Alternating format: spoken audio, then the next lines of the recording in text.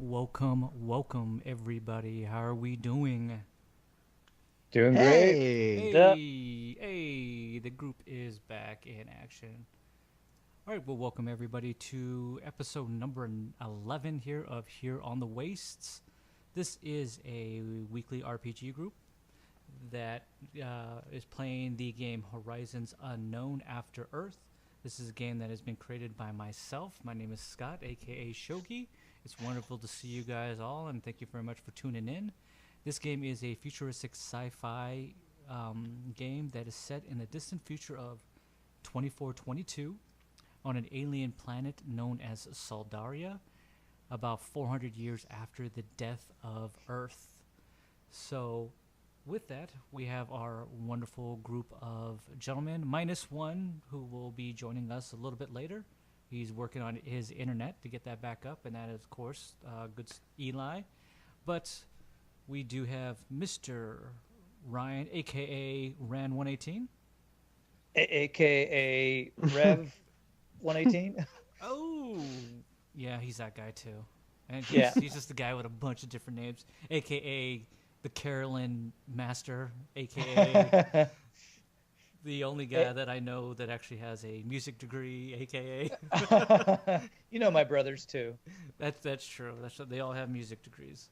And oh of wow. course, we do have the wonderful and the amazing Mr. Burger, aka Otis the Dirtbanger, hashtag free Otis. Free Otis. Free Otis. Good evening, everybody. And again, of course, we'll have later on, hopefully, we'll get Eli, who is aka Mr. Skag Retlaw. And we have a pretty amazing adventure and situation we got going here on the scenarios. As last we left, we had Otis Dirtbanger, who was hijacked, captured, He's rescued. kind of by his own design a little bit, kind of put himself in that position. As you guys were trying to perform which turned out to be in transit heist of a large sum of Boral Prime off a mono that was making its way towards wherever. Just like we planned the Just entire time. exactly the way you planned. Exactly how we planned it. We had Otis here who tried to stop the train, get on board, pose as a inspection officer, which didn't exactly go as planned. Um, Unfortunately, they tried to put off a few, I don't know, explosives or something to create a diversion, but instead the explosion just made them take off, um, throwing the plan into a high wire situation where Rev was able to get on board, and in mid heist and mid transport, you guys were grappling and slinging barrels of and crates essentially of Boral Prime and whatever you could get your hands on Hmm. from 80% success. 80%. Well, it might have 80% been successful. maybe like 88% for all we Yeah. know. Yeah. None of us are mathematicians here, man, so don't hold us to it. Um, to get to see if they could try to get this heist and get out there scot free. Unfortunately, Otis kind of got caught up in some back and forth banter between himself, a guard, a conductor, as well as a group of guardians who were dispatched to protect the cargo. And instead, he did his best to create enough of a diversion that Rev was able to relatively go, um, actually 100% unnoticed and able to start flinging Till the these crap hit things the fan. until the crap hit the fan. Okay. They got most of the stuff out, and right as they're about to get out of there, unfortunately, a devil wing shows up and pretty much heists the very mono cargo train that Rev was in. Rev got out by the skin of his teeth. Unfortunately, Otis was never able to get off the mono. He got stuck in the main cart that was being hijacked, which was cabin number 4. Unfortunately, the remaining monorail was derailed and crashed into a fiery explosion. And Otis has found himself very, very, very far, going north while his rest of his group is going south, um, directly into San Dormo. During that time, Rev and Skag are trying decide that they're gonna do their best to try to find how to get a hold of Otis, and end up getting attacked by a group of waste hounds. Survived, and a bunch of calls was made by Marvin to try to contact Remo to make heads or tails of this and see what he could do to kind of fix the situation. And instead, they were able to get a transport for Skag and Rev to Overton Hill, down south, while Otis, who was now profusely bleeding, has passed out twice, almost killed himself, was flinging from the outside of a cabin, hanging down dearly to a grappling hook, has been essentially almost saved by a scruffy-looking gentleman who states that that he's going to sneak you off the cabin as you've landed in San Dormo, and he has put you in a kind of a large cargo crate, and pretty much says, keep quiet, we'll get you out of here and you'll be safe. So with the help of Remo, the group to the south has gotten passage to Overton Hill and out of the prying eyes of the waste towns, as well as whoever else will be flocking to find out what happened to the mono and this destruction, as well as Remo has saved and called in a favor for Otis here to help him get out of a kind of a relatively bad situation. So with that, we're just going to open up with Rev and Skag's story. Okay. So you gentlemen are just kind of moving along in this small little APC.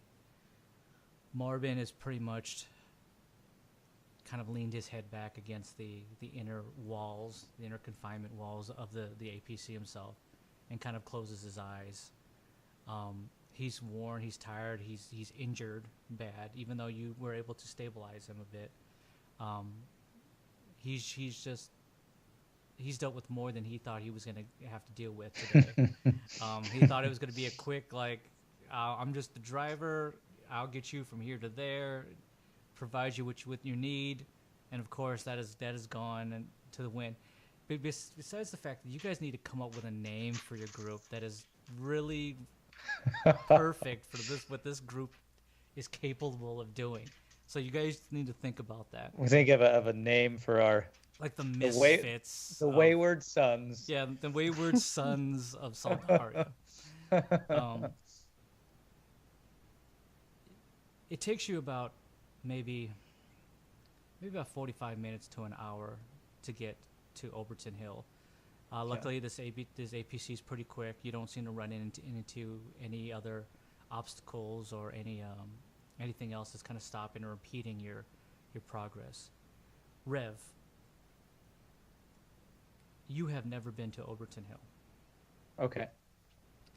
And the reason why is Overton Hill, for the most part, is known as the place for the Keepers of Helicon, which you guys all know is one of the main factions and associations where they deal only in the preservation as well as the acquisition of just Helicon technology. They don't believe in anything else. Their god is those who once created Helicon technology. They truly believe that Helicon technology is what advanced humanity in Saldaria, more so than Dynamo did, which is more of a arms manufacturer and such. But Helicon was the ones who made the Devil Wings, and the ones who made the freighters, the growlers, the APCs, the hover trikes, the motor traxes. So anything that's almost vehicle related, anything that is essentially like data jack technology and stuff like that, and a lot of cybernetics, is Helicon Industries. Okay, Helicon Industries initially originated back in the old world, so back on Earth, and they were actually the first really large technology that gained forward progression into the future of technology and science. Um, they unfortunately are anti-cyborg, Okay. and this is half the reason why you have not been here. Now, it seems a bit it seems a bit like it doesn't make much sense to you, since a Yeah. lot of the things that you've been implanted with is Helicon Industries technology. Mm-hmm. But for all that they believe in regards to what the advancement is, and a lot of the refurbs and the repurposing of it, to create yourself more like the machines is beyond their understanding, because of the ongoing struggles between man and machine. To be more like it, their idea is to use the technology to help win the war than it is to become one with it. So Okay. you do notice that even the people who, at least what you've heard, is those who have been here and use the Helicon technology, they don't embed it in themselves at all anymore. Okay. That idea and that lifestyle has long since passed. So, for even the things that they do cybernetically, it's more of creating exosuits than it is any of the implantations or the implants to fuse flesh and technology. Okay. Okay, this is what, at least what you've heard. You don't 100% know for sure, because since you've actually never been there, you've done your Sure. best to stay out of it. You notice that any jobs that kind of came up that might involve you going to Overton Hill, you've learned enough to maybe I'll Turn 'em pass on down. those. Right, exactly. No matter what Okay. the price was. Okay. Skag, as well, has never gone and been to Overton Hill. Never really had any need to or use. The people in Overton Hill are what you would consider almost a bit highbrow. They believe that their technology, their mindset, their beliefs are better than everyone else, because at a time Helicon technology was the premier. Now, of course, at this point, Helicon technology, essentially, those who've created it are long since gone. But they believe that almost the idea is their god is still that technology, because that technology has allowed them to be where they're at today. It's allowed them to survive. It's allowed them to continue to progress, even in the midst of the fact that there's an ongoing battle between humanity itself as well as humanity against the machines. Sure, go ahead. Would it be possible for me to ask Mac, the guy who picked this up, what the reception would be like if I was openly shown if I was a cyborg, or if it's better if I try to hide it as much as possible?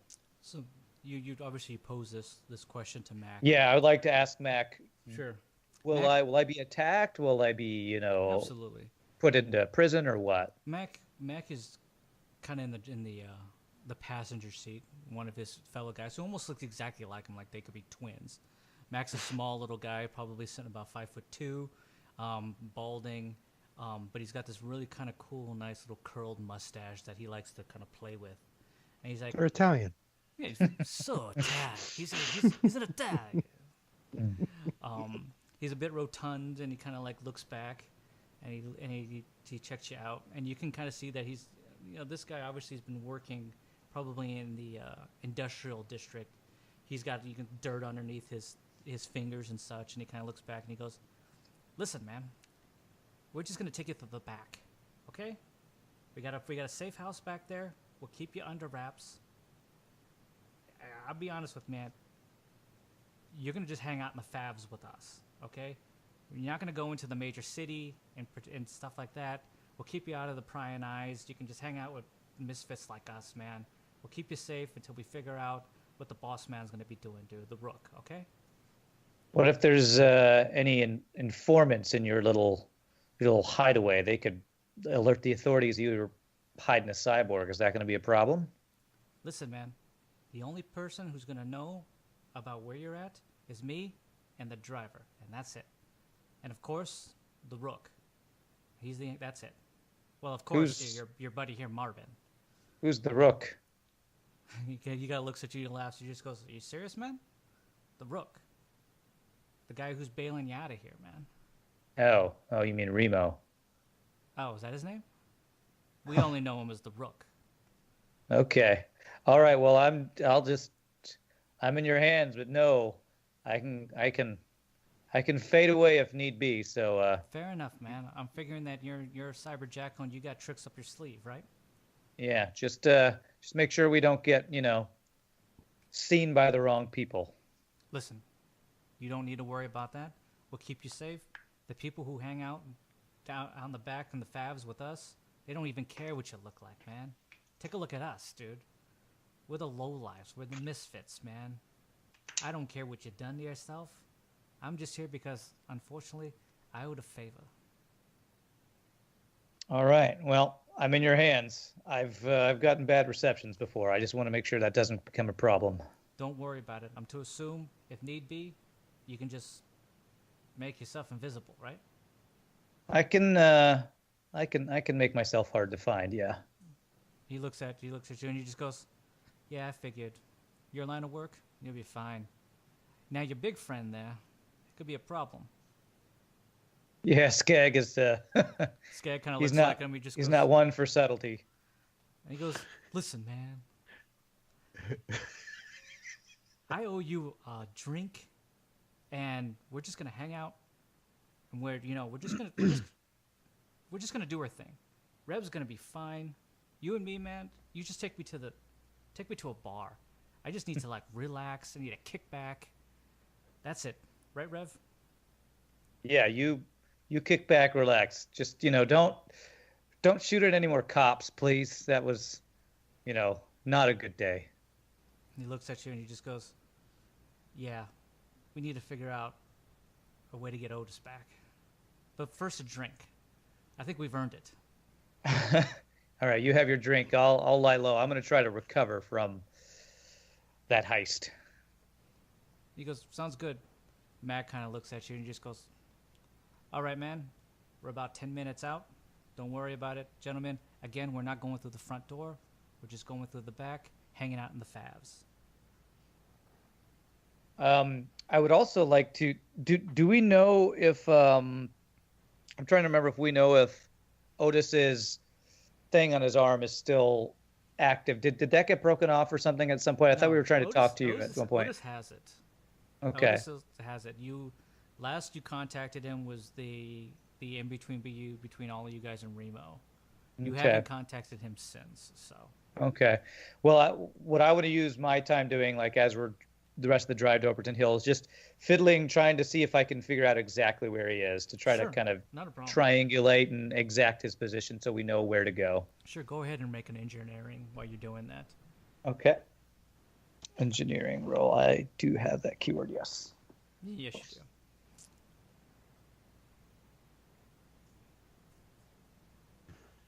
I rolled a 10.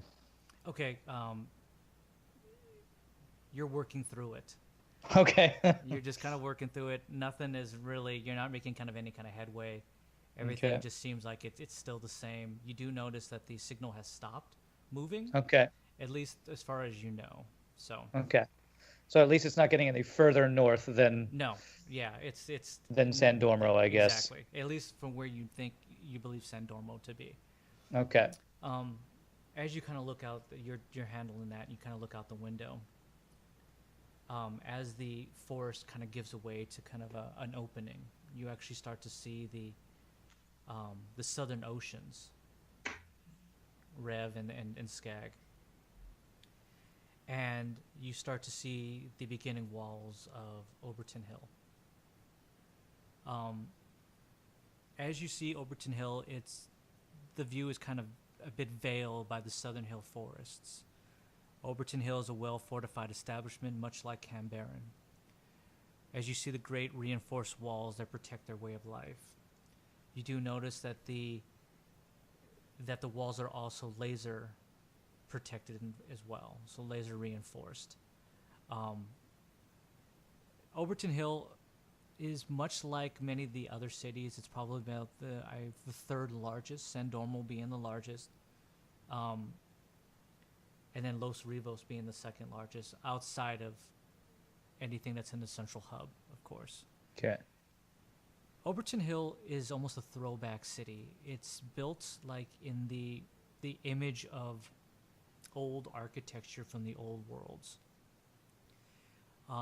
The architecture is mixed with art, vaulted ceilings, steeples, towers that jut above the walls so you can actually see them. The archways are paved in stone.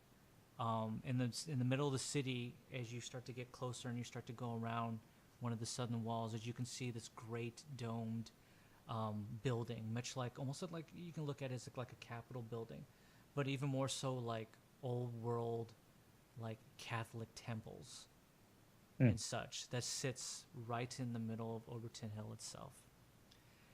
The archways and the pathways and the walkways and the buildings themselves are very elaborate and ornate.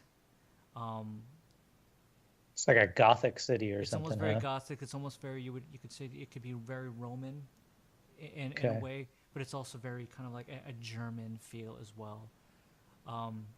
You do notice on the top of the large domed centerpiece that there sits a single flame, a torch that burns brightly upon the top.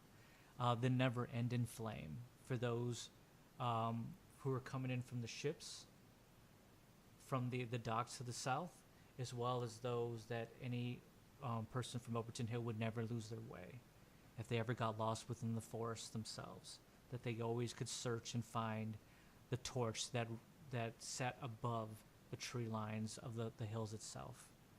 So if you ever could get to high ground and you can see that, you would always know where Overton Hill is. The building itself, you can get a sense, is almost like, in some of them, they feel like great churches, ornate mosaic glasswork, almost like for like windows up to above basilicas and such. A lot of the coloration is like a dark gray and earthy browns. You do see some what you like to believe is almost gold gilding, but you don't even know if really gold even exists in this world. It's some kind of coloration, some kind of mineral that gives off the same look.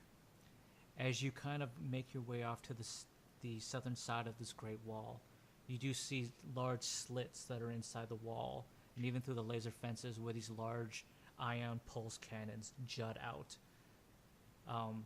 You see them from the front, you see them from the south. So if anybody came to try to attack this wall, besides the fact of trying to scale this wall, they would be met with heavy firepower. Everything, you get the sense, Rev, that you kind of take a look at it, you've seen this stuff before at least, that this is all refurbished Helicon tech. Okay. In some way put back together, whether it was a cannon in the first place, doesn't really make any sense. I mean, it doesn't make sense. It doesn't really matter. It's just all refurbished Helicon stuff that has been put back together to create these security measures. As you go even farther back, you start to see kind of a large, as if Overton Hill was one great city. There's a large back part that is filled with the large black furnaces that you can see the billowing smoke coming from the back. That, as you get closer, Mac looks back and he just goes, "That's where we're going to be going, boys. There's an entrance back there. It's where the furnaces are. It's where the fabs are. We're going to be hanging out in the industrial district." What are the favs? He goes, "I don't know. It's like an old world term. It's just kind of like a bunch of houses and stuff that we all live in. They're different colored. I think people once used to call it like favelas or something. We just call it the favs." It's just kind of while all of us lowlives hang out and live. We're not allowed inside. We hang out in the industrial district. We do their mining. We do their, refurbishing. We do their stripping. We hang out in the warehouses and stuff. All the fancy people hang out inside, the main industries. We'll hang out down back there. No one even know you're there. Yeah, Okay. sounds like we can lay low there. Sounds good. Absolutely. Besides the fact, dude, for a guy like you, man, we got warehouses full of tech. If a few pieces here and there kind of like go missing, just saying. You don't mind if I scavenge? Listen, dude, take a look at us, man. We're scavengers. What do you think we are, man? Well, unless this guy here, man, he's a driver. Kind of runs the lifters, man. Then there's our other friends like Tebow and Marco. I mean, they work in the mines, man. But well, this sounds like you're asking me to steal from your home. Is what it sounds like. I'm just saying, you're the first cyberjackal I've ever met, man. So, I mean, well, I can always use some, extra material. That's for sure. Sounds great, man. I'm just saying, we got a lot of stuff. Maybe a guy like you could have some fun. Okay, why me and the big guy who's gonna be buying me a drink. So you don't have to be sitting there just like doodling, playing with your fingers and stuff. That's all I'm saying. I don't know what guys like you do when other people aren't around. Oh, okay. It's a good thing you don't know. Okay, that was weird, man. I'm just saying that. Okay, but either way. Okay, so what I'm gonna do? Listen, guys. There's a couple of blankets there. Why don't you do yourself a favor and just kind of like put those over the top of you, as we kind of go in. Either way, it shouldn't be an issue. I mean, it's not the most elaborate ploy here, dude. But don't worry. The rook's got us covered. All right. So with that, you kind of like roll up into another large gate, but this one is much smaller than any of the other ones. You get the sense that it's just made for like small freighters and such to come in. It's not made for foot traffic. It's just a side interest that is probably used for the people who are coming in and out of the mines into the hills and the forests themselves. Okay. He kind of drives up. He takes a look at the guy. He goes, "Hey, buddy, man, don't worry. Nothing special. Just kind of coming back in. We're just trying to see what happened out to that, that big explosion out there. Looks bad. I know a lot of people are going to be going out there to figure it out, dude. But sorry, we tried to see if there's any survivors. There's none. We're back. We're gonna go to the drinks. You want to go and drink?" And you can. It's just like this conversation between him and this guard, and the guy's just, sounds like he's babbling. The guard's just going, "Listen, yeah, I mean, right, yeah, I mean, if you want to give me a drink, I mean that sounds great. Yeah, listen, man, just meet us at the bar. We'll take care of it. Just like let us in. We're like tired, like I said, nothing out there." And he just goes, "Well, I mean, I didn't really kind of ask if there was anything, but I mean, if you're offering a drink, I mean, of course, yeah, I mean, sure, yeah. Listen, 5-10 minutes, meet us there. It's all good, man. All right, now let us in." Yeah, he goes, "Well, I mean, the door's open, dude. I mean, I wasn't stopping you. Yeah, but I don't really get off my shift for another 4 or 5 clicks." He goes, "Listen, man, you know how I drink? It'll be good. Don't worry about it. Yeah, okay. All right, man, we're out of here." And he just goes, "Oh yeah, okay, man. Later, man. Hopefully I'll see you at the bar." There's like this weird, just like awkward conversation. This guy's just trying to work through like keeping this ploy going, and the other guy's just like, "I don't really care," kind of thing. Like, I didn't ask you. This whole time, I have my hand over Skag's mouth because I know he wants to make comments about this whole. Yeah, Skag the whole time is just going. Yeah, it's like don't talk, no talking. As again you start to go into motion, and the vehicle continues on. It probably continues on maybe to like 2 or 3 more minutes before it parks. Mac kind of looks around. You can kind of like see. You kind of pull up and just get a vision of what Mac and the other guy are doing. The other driver kind of just jumps out and leaves. Mac kind of takes a look around out the window a few, and then he just kind of like looks back and he just goes, "All right, guys, we should be good. We're parked right next to one of the warehouses, warehouse number 8, full of a bunch of stuff. There's a safe house back there. Again, just follow me. We're gonna sneak on in, and we'll get you set for here, and then once we hear from Remo, I guess that's the deal. And he looks at Marvin, and Marvin's kind of like coming to at this point. You do notice that when Marvin was asleep, you just put the blanket over him. He had no idea that you even did that. He's just been passed out like this whole time, and he kind of wakes up. He's groggy, and he's still a bit hurt, and he's just like, "Oh, are we here?" Yeah. And Rev says, "Yeah, we're here. Why don't you stumble on into this place? We can try to get you fixed up." And he looks at it and he just goes, "Yeah, okay. Once I might need a little bit of more rest, and then I'll contact Remo and find out exactly what we're doing. Okay." All right, sounds good. I did already give him. Did I already give Remo the location that I had for Otis? Do you remember? I think you kind of did. You gave him an idea of where it was, and I think Remo just confirmed it as well with you. You don't exactly know. He pretty much said that he'll get in contact with you once he find out what exactly is going on with the situation. With Is Otis okay. on his side. Okay. Marvin just kind of falls out of the thing, and he's just kind of like lumbering, like in straight zombie mode. Rev will try to put his arm over Marvin, my shoulder so I kind of help Marvin get him inside. Easily accepts it. Okay. With that, he even kind of looks at Skag and kind of gives him a look like, that kind of look like, he's my friend now. Skag looks at him and just like, I don't like that guy. And Rev just like, I'm trying to get out of the open as quick as possible here. I am not welcome in this town. I'm getting into this warehouse. Mac gets ahead of you, opens up the door to a extremely large warehouse. Like, This is air hangar version warehouse. Okay. And he's merely just kind of like, come on, get in here. And you guys have no problems to kind of like shuffle through there with obviously some kind of haste. Rev, when you walk in, you just see essentially what is the equivalent of a warehouse that is filled with just everything under the sun that you can imagine. From vehicles to stripped Helicon tech to refurbished and broken down devil wings that probably at this point just don't really work. They're just obviously housing them. They're wherever they could find Helicon tech. Their job is to find it and to bring it back and to scavenge it, and if they can, reuse it or repurpose it to something else. You see just tons and tons of data jacks, cybernetic this, cybernetic that, everything under the sun. A lot of it, you do notice that it's probably been scavenged. You don't know if any of this is actually working stuff. But for someone like you, you think to yourself, I can make a lot of cool stuff with this.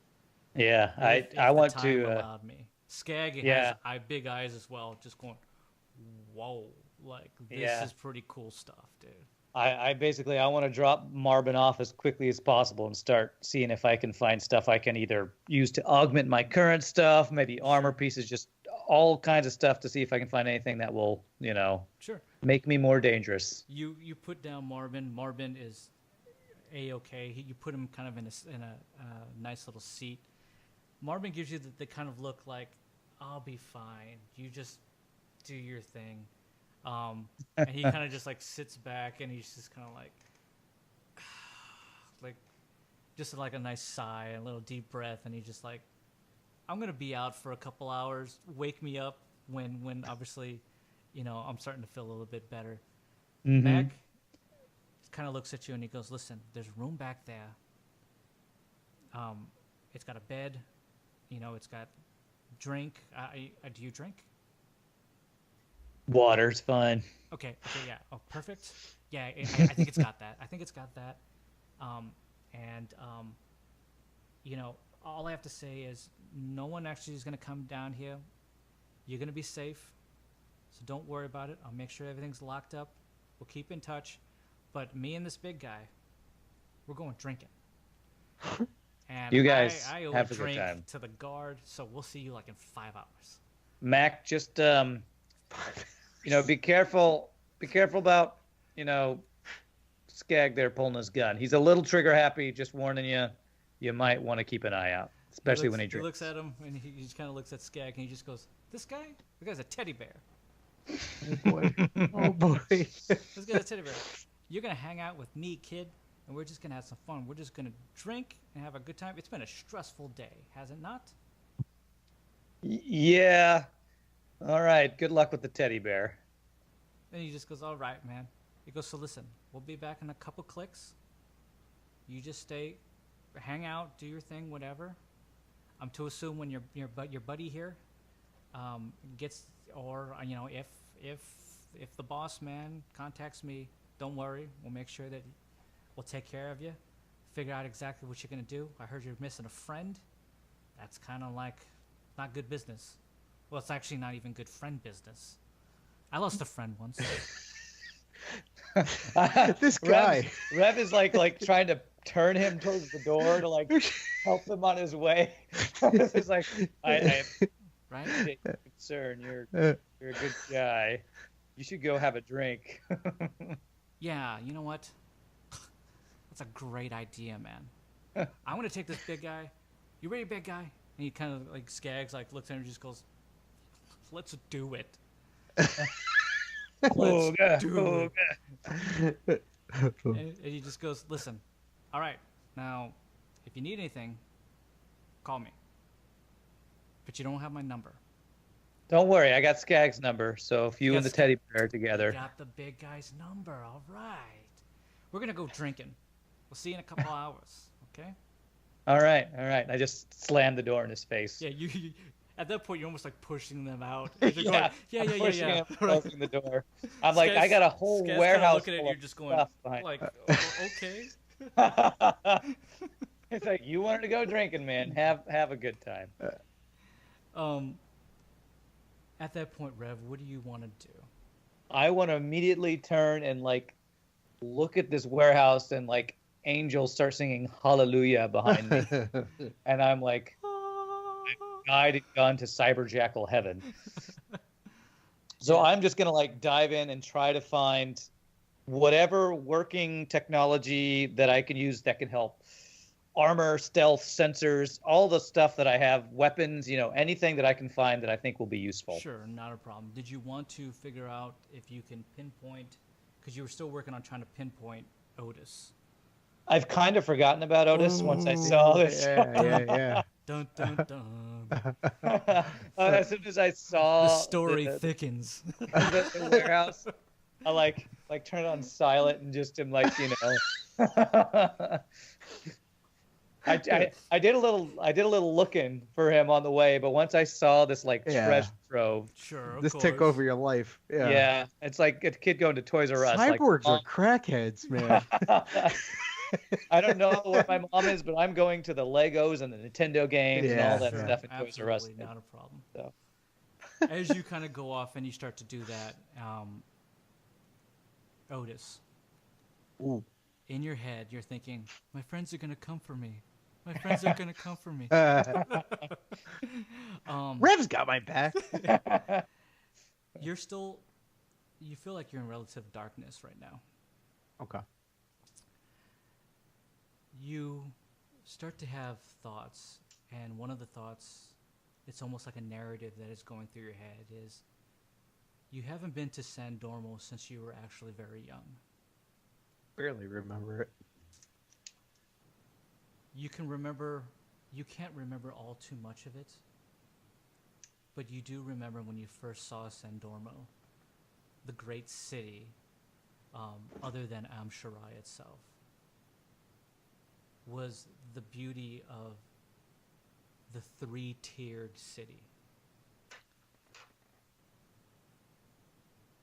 You never were allowed to go into the highest tier itself. The highest tier you always knew to be called the Highborn District.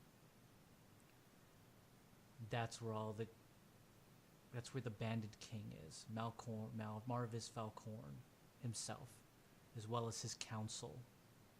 You know that the second tier below that of this amazing city is known as the Research and Science District. That, according to Mother herself, is where Dr. Eli Hauser resides. And of course, the bottom, the lowest tier, the one that you and your father had ample access to, just known as the lowborn district or the broken district. That's where most of those who are part of the broken reside, work, live, even those who grew up in the culture but aren't really broken, right? Those who aren't out pillaging and destroying, they just happen to be born into it. Daughters and sons who don't exactly know the true belief in the mantra of what the broken is. Your father didn't really believe in the broken as well, though you were part of the broken. He always believed it was a means to an end. They were the strongest faction by far. Your father, unlike most of those who were associated with the broken, still had a moral compass. He still believed that you could be fair, but still be stern and strong. Your stepfather, on the other hand, believed that those who are weak cannot be allowed to live. Only the strong survive, and only the strong conquer. That was always the belief of the broken. So more so, Rufus has more of the ideology of the broken than your own father did. But your father, in turn, was a great leader because he was fair, but he was still strong. You can almost hear his voice in your head as you're still kind of like sitting and just kind of floating through darkness. You can hear him say to you that a true dirtbanger must bear the weight of their family's decisions and continue on the best that they can to ensure one's legacy. That has always been the idea of the reason why you've wanted to take back North Black Downs, to ensure and to protect the legacy of the Dirtbangers. And you know as of right now that Titanimus, after killing your father as well as killing the rest of your family and such, has done nothing but to spit on that legacy. And that angers you beyond comprehension. As you start to come to, you can hear this almost echo in your head. And you start to hear the voice of another male. Unfortunately, this voice, the voice of your father as well as him, start to muddle and get convoluted. And at some point, this voice of this other person becomes stronger and stronger as he shakes you and your eyes come to. And you see what is right in front of your face, the face of the gentleman who had pulled you out of the cabin and stuck you inside there and said that he would make sure that you'd be safe and taken care of as well as healed up. As you start to truly come to consciousness, you do notice that your arms and your legs are restrained. And you're laying on a bed. And he looks at you and he just goes, "How's it going, kid?" What is this? And he just goes, "Wow, what is this? This is the situation. I saved you, and you've been out for a couple hours here. I had my daughter here, who's a doctor, patch you up. You'll be as good as new." Oh yeah. Thank you. But why am I locked up? Well, I mean, I don't really know who you are, kid. I get a Oh, call. this dirtbanger. Oh yeah, yeah. Names. Everybody's got a name. I got a name. Yeah. I don't really need to know your name, kid. Okay, that's good. I was told by the Rook to cash in a favor, and that's what I did. Now, let me put it this way. I don't know you from shit. Okay. And I don't know what you've done, but you seem to be in a lot of trouble, kid. All right? What? Okay. All Okay, right. Let's cut the crap, kid. Okay? If the Rook calls me to do a favor to save you... I'm in shit. I get it. Yeah. Okay, we got an understanding here, all right. Uh-huh. Now, listen. This is how it's going to go. You're going to stay exactly the way you are. That's boring. I can't stay here like that. I got to be able to get out and go. Is this like a carnival? What do you mean? Okay, never mind. Okay. Go ahead. All right. Now listen. I'm shackled to a bed. Yes, you're going to continue to stay shackled, buddy.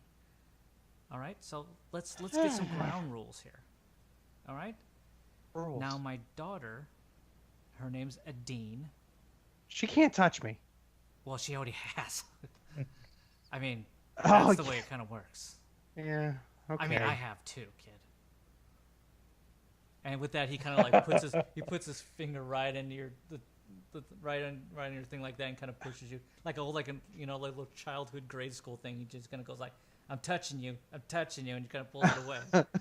He goes, "So, this is how it's gonna work, all right? You're gonna stay here. You're gonna heal up, get better, and then, when the Rook gives us a call, we'll figure out exactly what we're gonna do with you. But he's the one who's making the decisions here. He's making the plays. Yeah, I understand. Okay? And you kind of owe him. So I know. now, I apologize for locking you up. But I don't know. It's a little ridiculous. It doesn't feel ridiculous. Feels It completely is. I know. Wow, you and I are just going to have problems. I'll stop. All right, kid. I don't want to have to get rough with you. Rough. Wow.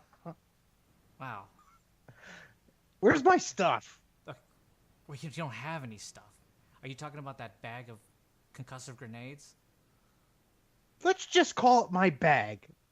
Okay, well, it's safely away from you.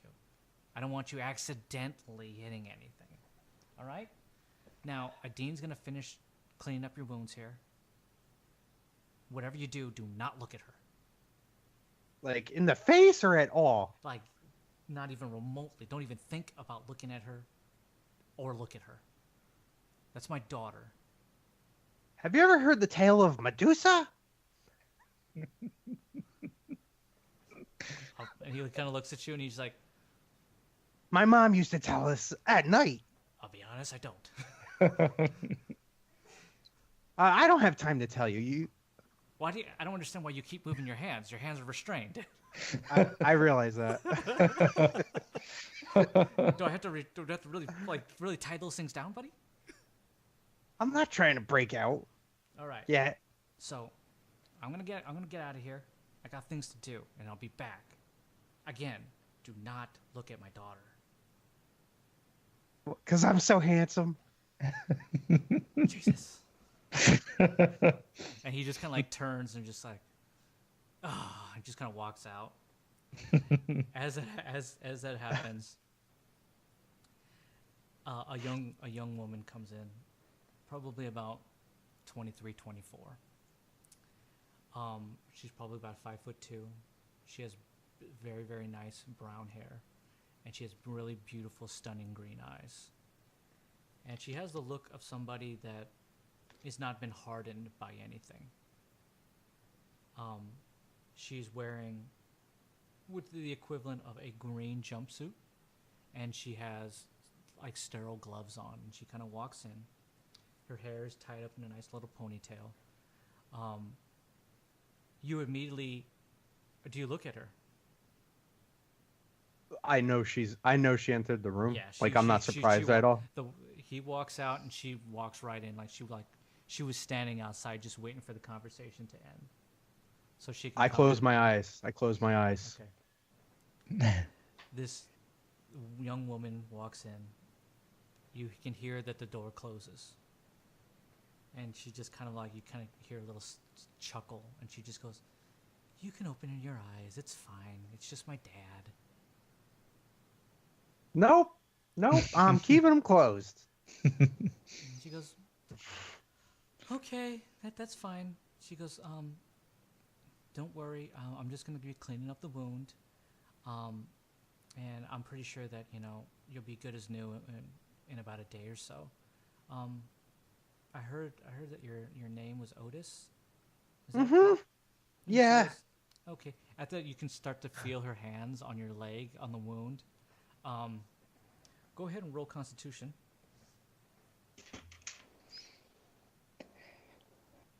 17. Yeah. You feel sharp pains, but you man up, and you're just kind of like, yeah. And she goes, sorry about that. I just, I'm just cleaning it out. And that's life. And she looks at you. She's actually looking at you. You can almost feel her eyes on you. Okay. I still keep them. I know you still, but you can almost feel the eyes like stone on you, like shut. Waiting, oh yeah, I know that she's feeling. Waiting for you to do something, and she just goes, Are you one of the family that was used to be part of North Black Downs? I mean, I'm sorry, I don't mean to pry or anything, but yeah, I heard the stories. I know people. Well, yeah, that's nice. That's good. I didn't mean to pry or anything like that. But well, either way, it's kind of weird that you're not looking at me, and we're having this conversation. Your father knows somebody who is very respectful, and your father said, "Don't look at you. I can't break his rules." Very respectful. Yeah. And who might that be? Some guy. Oh, yeah, some guy. Gotcha. I don't know if she knows. I'm trying gotcha. to. Okay, that's fine. Again, I was just trying to make small talk. You do notice that she starts to get a little more aggressive with cleaning. That she starts to feel a little bit put off. But she kind of like stitches it up. We can still talk. No, that's okay. Either way, if you need anything, my name's Dean. I'll just be outside. I have a couple clicks here before I have to be on shift. So if you need anything like food or water, if you do, you kind of have to look at me at that point, because I'm gonna have to feed you. Because you don't have arms and you don't have legs that are kind of like readily free. It seems to be, right? That's right. Unfortunately, so you're one of them situations. Bad guys, right? I'm not bad. You seem bad. I'm a leader. You're a leader. Yeah, I'm not bad. If I was a bad leader, I'd be dead. And you hear her just go, okay. So again, if you need anything, just say so. I just want to say thank you. And she just goes, it's my pleasure. It's what I do. It's my job to help people.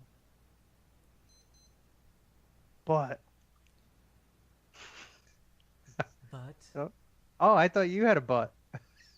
And she just goes, yeah, okay. Crack, and the door closes. Smooth, very smooth. It's Otis. He doesn't want her there. I just picturing you like closing your eyes. That's I am more afraid of Remo than friggin' anything. She's doing this, and this. While this is going on, Skag and Mac are just having a blast. They are just drinking up a storm. I am going to roll for Skag on Constitution, and Skag is now puking his guts out. He is plastered, and he's having a whale of a time. Blast with every other worker in the fab. There are just Skag is now like the bar favorite. Um, he is Playing just like, drinking games with yeah, he's everybody. drinking games. Mac and him are just like, yeah, this is great, man. They're just getting plastered and stuff. Um, Rev, Yes. time for sake of brevity here, time speeds up here. Okay. You get a message from Remo that merely Okay. states, do we know exactly what you're going to do to help your friend out? He is right now. This essentially just is a message that's coming from Sure. you. Nothing. Yeah. Nothing voice. Hmm. That he's safe and he's protected right now. But we have a bit of an issue here. You're not going to be able to just walk in to get this guy out. Rev messages back. Well, if he's inside, that means we have a man on the inside. Remo messages back and he just goes, a man on the inside. Are you sure you want to do this? Can he be trusted to do this?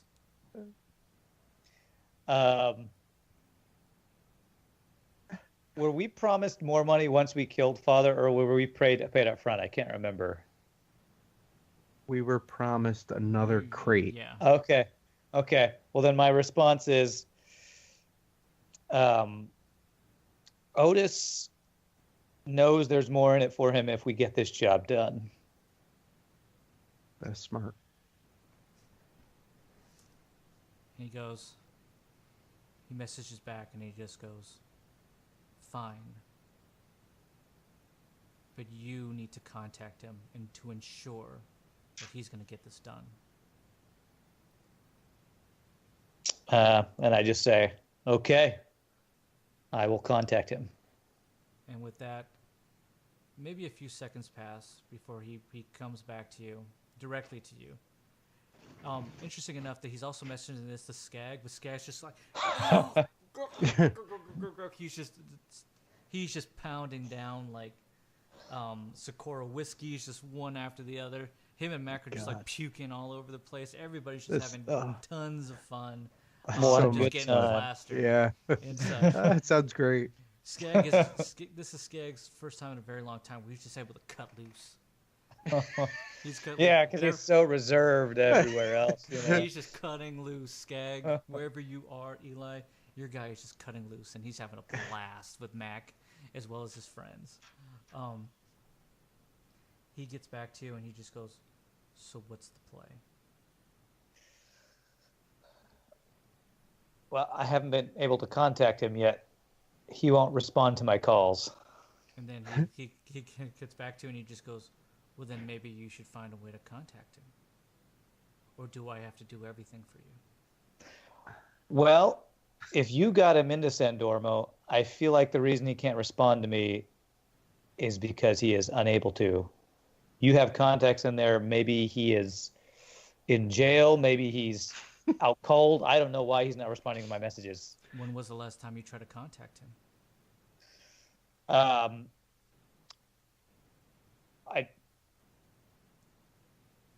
Probably zero. You haven't. Last time you contacted him was when you guys were all on You've just three-way. been trying to pinpoint my location. Well, yeah. But I think they did try to contact, but I didn't answer, and that's why he started contacting my location. Oh, maybe. I don't. That might have been the reason, but Okay, well, I'll try to contact him now. Beep beep. I'm trying to contact Otis. well, I have no idea, right? Because that's part of my stuff, my bag. Your sidekick is still attached to you. They don't. Oh, okay. They don't remove it. But he can't. I can't engage it though. It goes off. Okay. And I don't do voice because I don't know what situations he's in. So Good So I idea. just text him. I say, Otis, what's your situation? That's my message. Can I look? Like, is there a LCD display or something of I could course. check it? Okay. I'm gonna try to You can see if I you can have see the it. ability. Go ahead and roll dexterity. and see if you could just kind of like turn it enough that you can turn your head to see it. That's what I want to go for anyway. Sure. 16. You're able to, though the restraints are pretty tight, if they start to chafe and they really start to burn as you're kind of like turning these things. These are magnetic lock things. These are just Okay. really twisting your skin. So it takes a lot for you to kind of like get that thing around where you can see that there's an incoming message. Can I activate this thing with just my voice, or I have to? I don't know. Rev, did you? No. Did you? What did I try to grant do when him I that- tried to? That When I option? tried to, because he like threw it and broke it. Mhm. I used my engineering skill to try to fix it so that he could receive There was a messages special from thing us. Rev did to it. We will roll to see if he did. Okay. Rev, I don't know. Rev forgot to do that for you. Okay. I forgot. Okay. Rev was just trying to put this thing back together quick and fast, and This sorry. fucking I thing, didn't- I I didn't- thought to break it. After I didn't read wanna his give it message, the bells and wheels. because I want to answer it, but I have no chance of even moving my hand to do anything. Yeah. Your nose to the message. Oh, yeah, I mean- you can't even get it that close. His arms, Okay. his arms Yeah, are- I was gonna say. he's- I'm like I don't know. a starfish, right? Yeah, you're starfished out there. Yeah, you're, How dexterous is he? That's my he's like unpopping his thing. yeah. You're able to turn it to see that the message. Go ahead and just roll a d20. Let's see if you're able to figure out exactly what he's got going here. 20. My rolls are on fire tonight. Wow. 20. Okay, you get the gist of the message of what he is sending to you, which was exactly what Rev said. That was what's going on. I Pretty said, much like Otis, what's your kind situation? of, yeah. I'm gonna talk out loud to myself. Okay. I'm fine. I'm just tied up in a bed. But you can't hear me. So what's the matter? Can I try to like?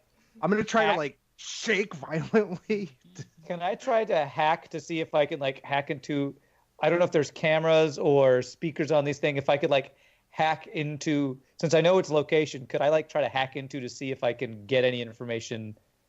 Like I was trying to see through his thing. Is that something I could try to hack and do? Sure. I Like don't he know. could open up I my will- camera. I would, Yeah. I would like to see you do that. Now it's going to be pretty high. So Yeah, Okay. to do I would it, feel it's- like this I'm has to looking be. at a D20 17 or higher. Okay. And so, with my engineering, do I get it at advantage? Or no? No, we're just going to put it a flat 17 or higher. Okay. All right. Here we go. I rolled a 4. Oh.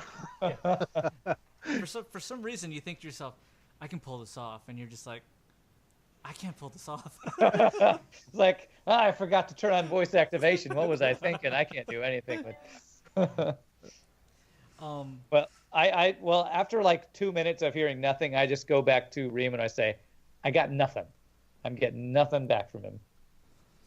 He just goes, okay, I will get in contact with my guy and find out exactly what's going on with him.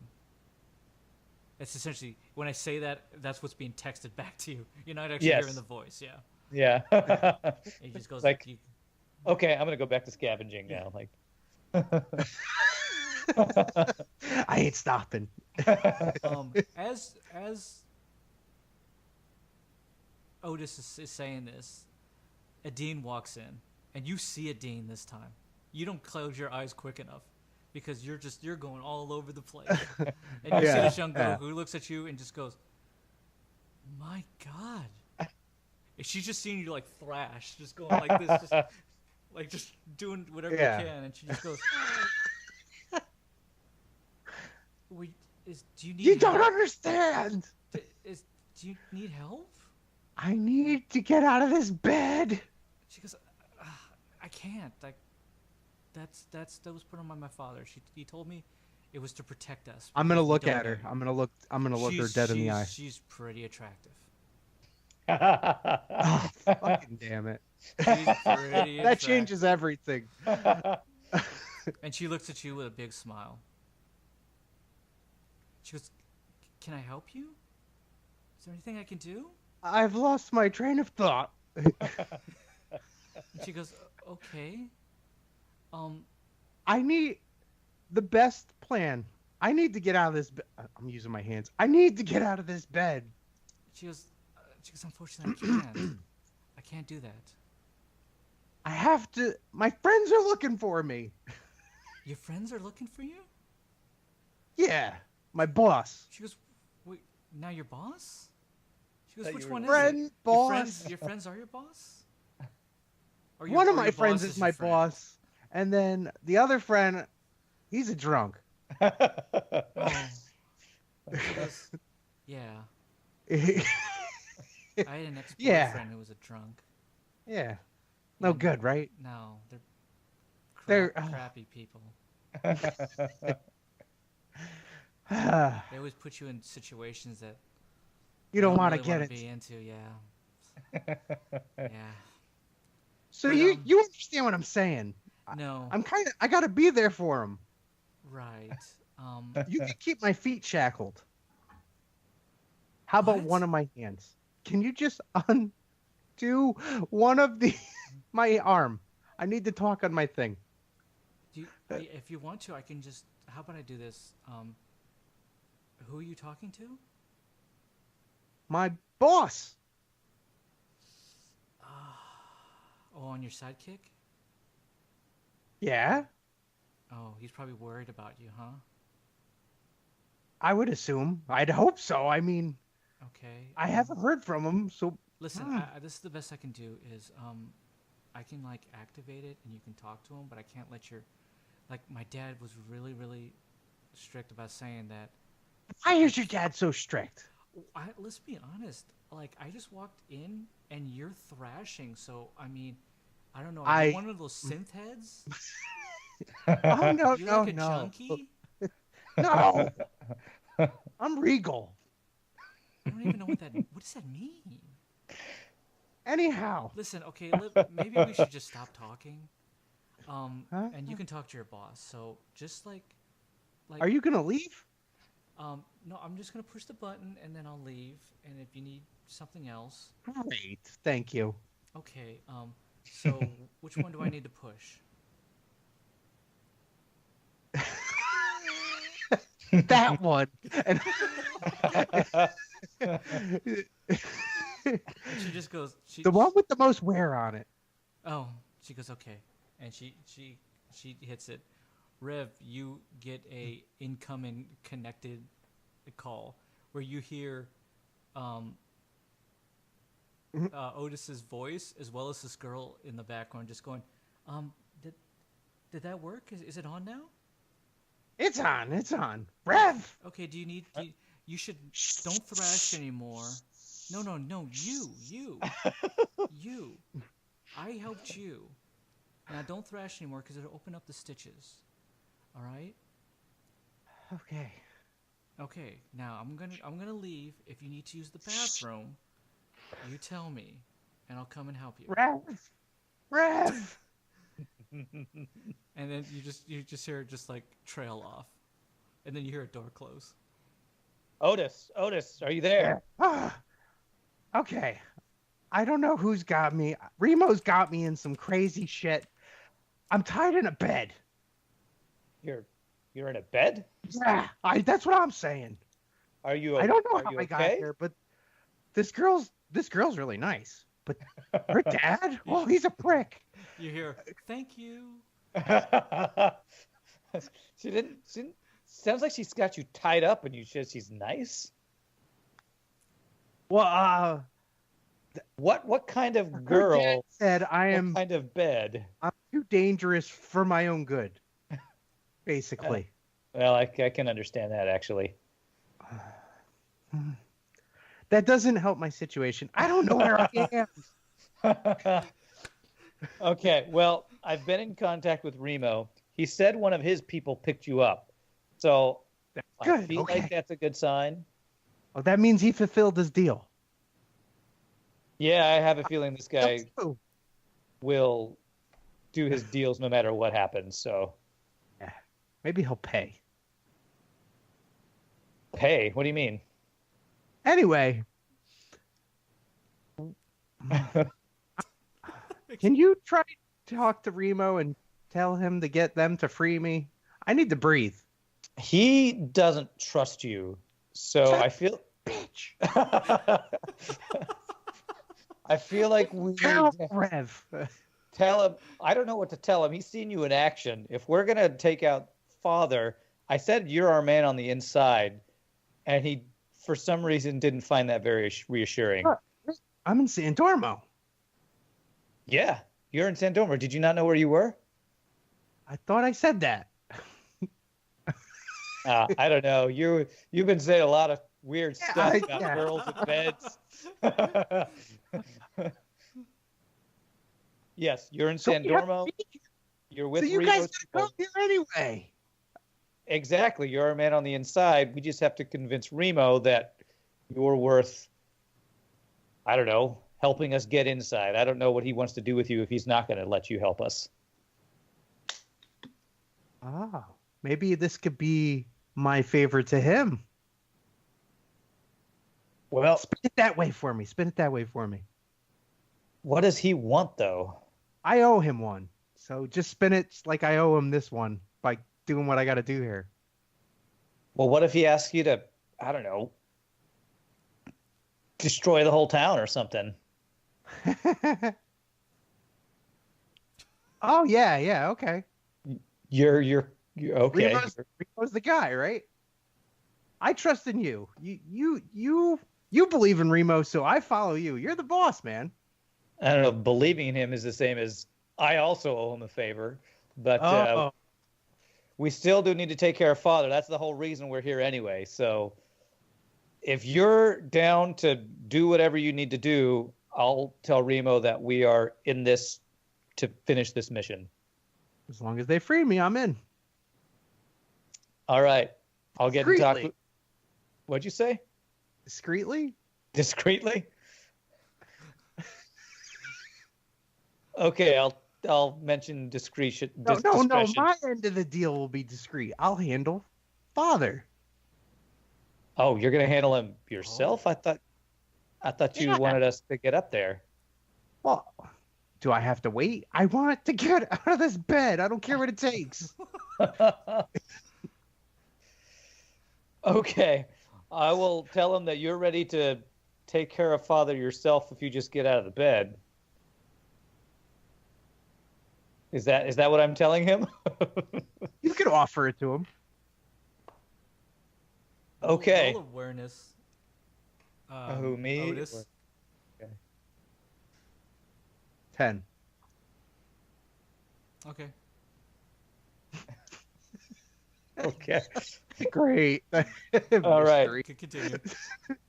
Okay. Well, you've told me what you're gonna say. I'm gonna get in touch with Remo. How about I just let him in on this call? Do you want me to Oh, you're attach gonna him through? conference him in. Yeah.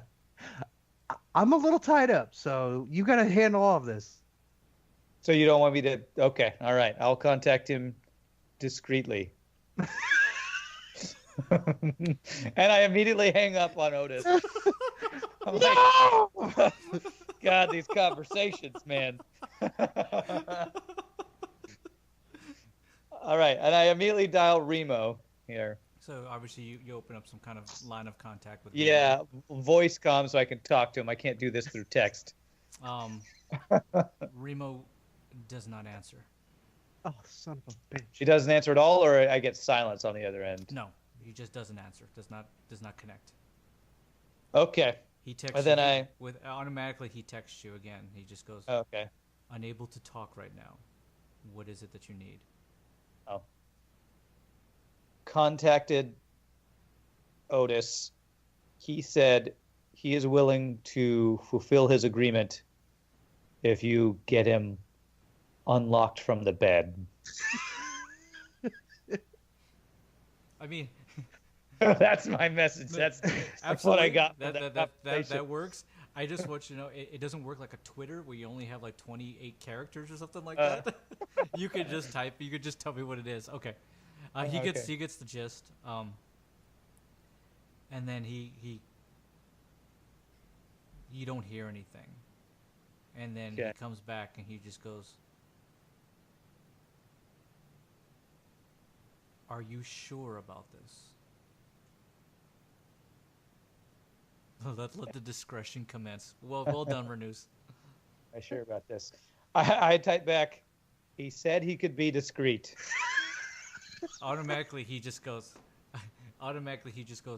"Are you joking?"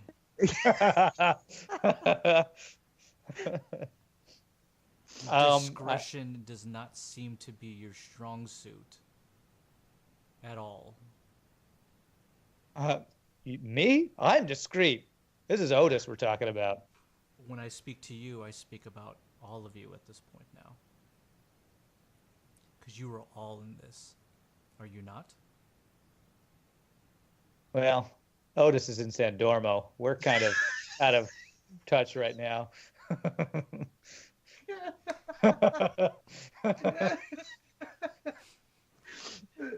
We're not in anything right now. You don't actually.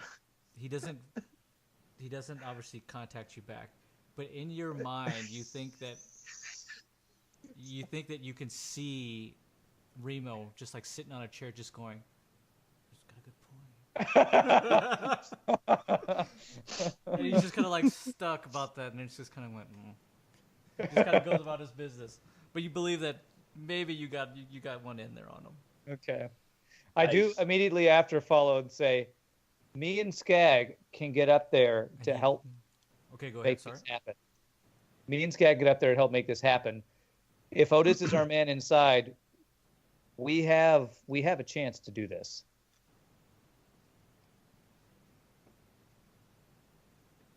There's silence. Probably 5 or so minutes kind of pass. Okay. And you hear a voice, and it's Marvin. And Marvin just goes, "Are you?" Like he kind of like he's looking at his thing, and he looks at it, he just goes, "Are you kidding me?" And he kind of looks at you, and then kind of turns around. He just goes, "Why? Why?" Rev goes, "Aren't you kind of on, Remo's bad side right now?" Oh, wait, no, you're just expendable. That's right. Yeah. He just has the look of just pure disgust. He just goes, "Listen, do you have any? It can't work." What? Know what? Let's come on, man. I guess you're talking about this whole breaking into San Dormo and killing father thing, huh?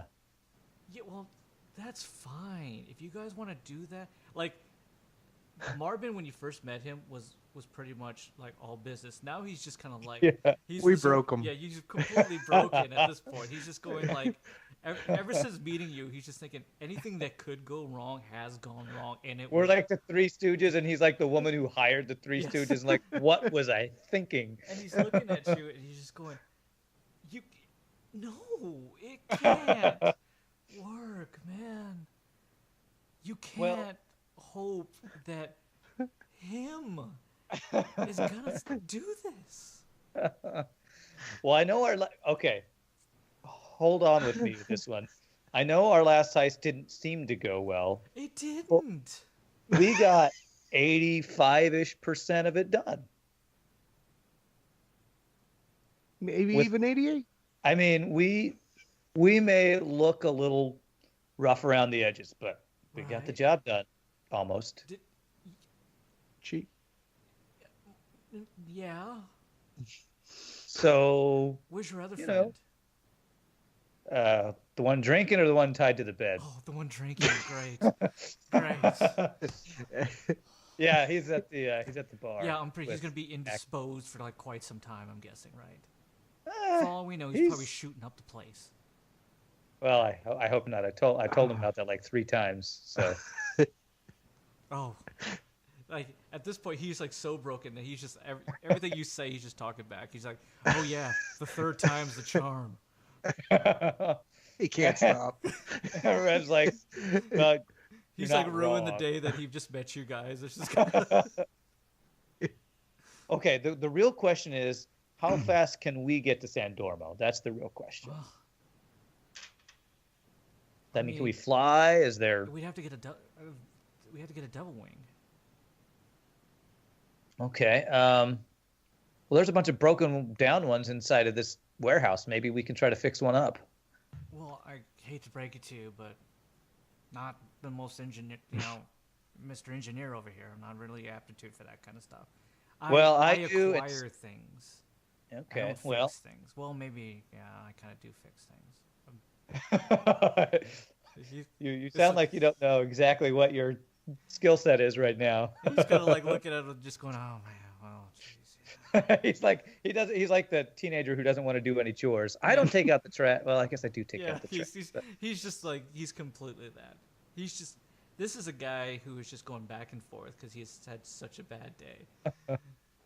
Everything what about he's this? saying to make a point, he's just going, "Oh wow, I'm not really making a point, am I?" Me and Skag could try to put one of these what are they called, black wings? Oh God, he doesn't even devil know wings. the name of it. It's a devil wing. Me and Skag will try to put the devil wing, and if there's pieces missing, you find the pieces because you're a man who can acquire things. Yeah, it's gonna take some time.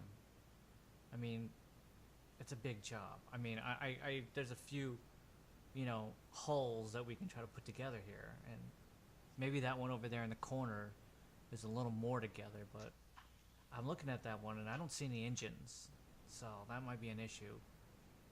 Okay. Well, you look for the engine. We'll try to get this thing, airworthy. Okay.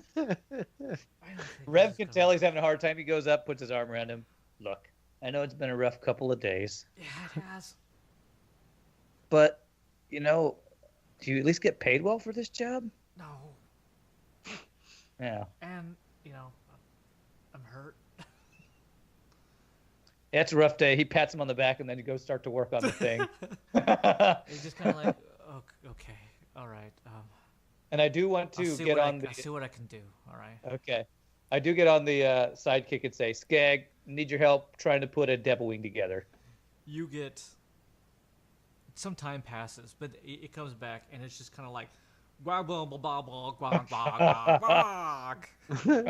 It's just jumbled words and mess. It's like, okay, well, he wouldn't be any help with me anyway. All right, I guess I'm putting this devil wing together. Okay. With that, go ahead and just you're gonna roll a bunch of engineering checks. Okay. What we're gonna do is we're both gonna roll some investigations to see if we can find the necessary parts in order to make this thing happen. Okay. Okay. So I roll your investigation first? if you could, please, and let the discretion commence. I rolled a 1. You don't even know what you're looking for at this point. Like, that was the first time you ever saw a devil wing, and you're just kind of like, oh. And I'm like, which one's the devil wing again? I know I just saw one in flight, but I don't know which one it was. You're looking at everything. You're like, you see hover trikes and motor tracks, and you're just kind of like, yeah, I don't know. And like, which one of these fly? Yeah, which one of these? After that, obviously, Marvin kind of comes over to you, pulls you, and just like. He pats you on the back and he just goes, yeah, it's this one, Matt. Okay. Oh, thanks. It's been a long day for me, too. Unfortunately, Marvin rolled trash as well. So he's just like filling through just stuff and just like he's pulling up data jacks and just going, I don't know what I'm looking for, man.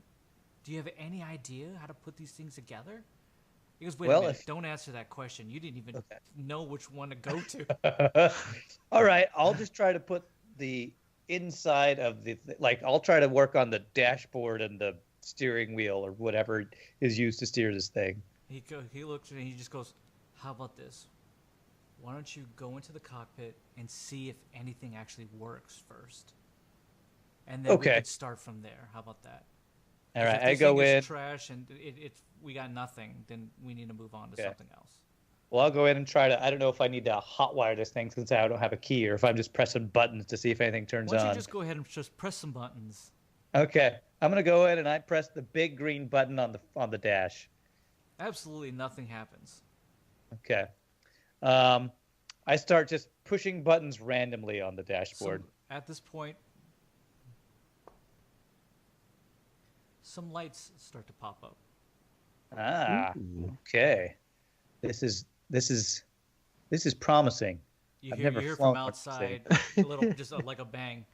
Got anything? Anything? I got power at least. I got some LEDs and lights coming on in here. So the panels are active. Yeah, that's what it looks like. So at least if anything, we know that probably the iron core is still working. Okay, so we have power. That's a good start. Okay, well, continue to keep seeing what you can find out, and I'll keep looking out here.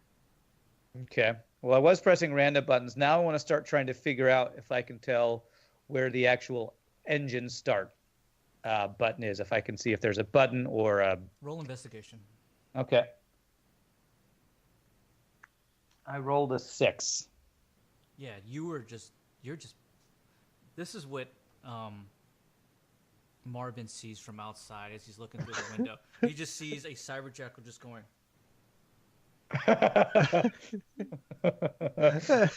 Single finger typing. Yeah. He's just pushing the buttons. And all of a sudden Random you hear, and you hear him just go, whoa, whoa, whoa, whoa, whoa, whoa, whoa! That's the weapons. Turn them off! Turn them off! Turn them off! buttons. Power Oh, down, we got power weapons. down. That's a great thing. Yeah, well, I'm out. They're pointing at me. Oh. Oh. All right. Let me see if I can change that.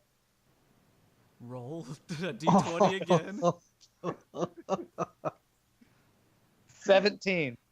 You find the one. You find the one right as it's starting to power up. You hit the one that actually stops it, and they point down there. They. And I look out and I go, got it. Marvin at this point is just kind of like, yeah. Oh my god.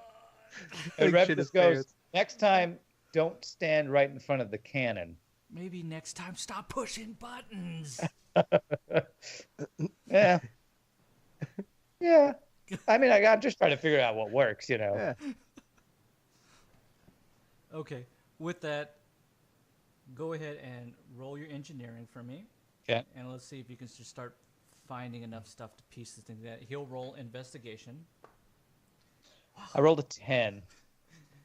Marvin rolled a 1. Oh, You guys are just like you guys are just looking at just like paneling that belonged to something else, like siding, and you're just kind of like puzzle piecing stuff, and just like, nah, I don't think that works. we're two monkeys with a bone banging on the thing. Um, We're Zoolander trying to... The files are in the computer? Trying to bang on the It's gonna. You get the sense, Rev, that you might be out of your element with the Devil Wing. Yeah. But Better at my own alterations, not Yeah. vehicles. With that, Marvin kind of looks at you and he just goes, "Listen, maybe maybe we can't put this thing together, but maybe we could use some of the other vehicles here." What, like land trikes or something? I mean, it's It's going to be way slower getting to San Dormo. Yeah, but it's something that we can probably maybe modify.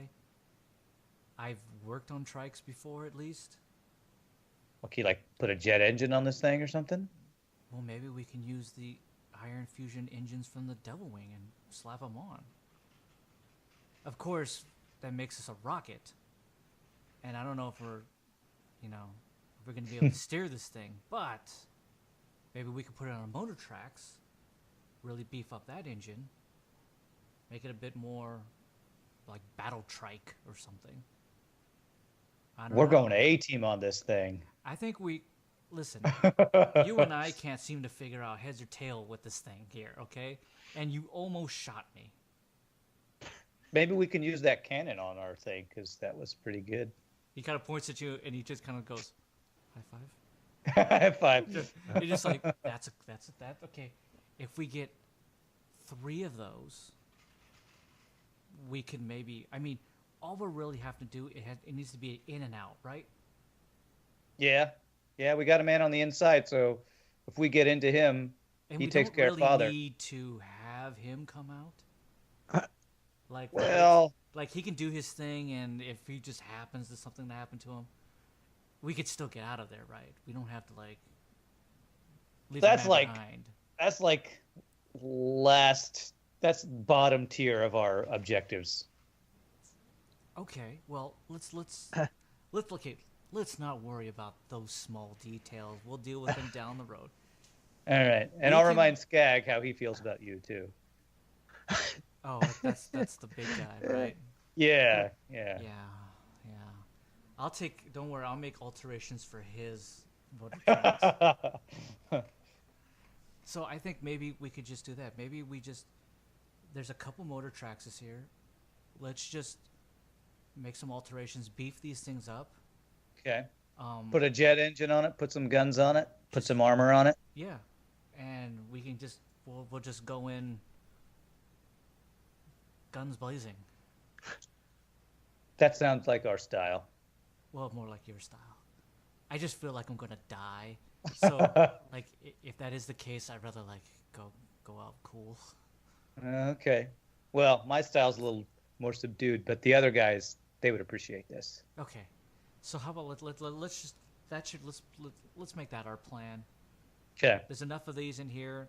I'm to assume we can probably put this together and make something happen. That's good. I couldn't fly a devil wing anyway, so. Yeah, I can't either. Okay. Let's build ourselves a tank. Okay. With that, you're gonna start rolling for that. Go ahead and roll engineering at advantage, because that's something that's much more in your wheelhouse. 14. Okay. For some reason, it's just taking you a lot longer than you're hoping. But maybe that's because you're really customizing. Oh, I These am. Like you I'm can putting tell like me. cameras so I can get views from the inside. I'm putting like, extra cannons that come out from little hidey holes, so that Sure. they're Let me see if he can help you out. Yeah, he does enough that he's kind of like you guys are both kind of A-teaming it up here. nice. Dun, dun, dun, dun, Every time dun, you like dun, put a little cannon on, that you kind of look at each other and just go. dun, dun, dun, dun, dun, dun, dun, dun, dun, dun, dun. Otis. Adine walks back in. Otherwise known as Face. Yes. Otis, aka Face Man. Does that make Skag B.A. Brockis? Yeah. Rev is. I'm the guy Hannibal that the Smith. crazy guy. What's the crazy guy that's Oh. always like fiddling with stuff? Yeah, Howlin' Mad Murdoch. Yeah, I'm Murdoch. Yeah. Adine walks back in, and she kind of looks at you, and she just goes, "Are you okay? Now that your conversation." I would like to get out of bed, and I'm being very calm And she goes, and eat. I'm hungry too. She goes, "I can absolutely bring you something to eat." And she kind of walks out, and she comes back in, and she gets you what essentially is the equivalent of probably something like grainy, like oatmeal or something.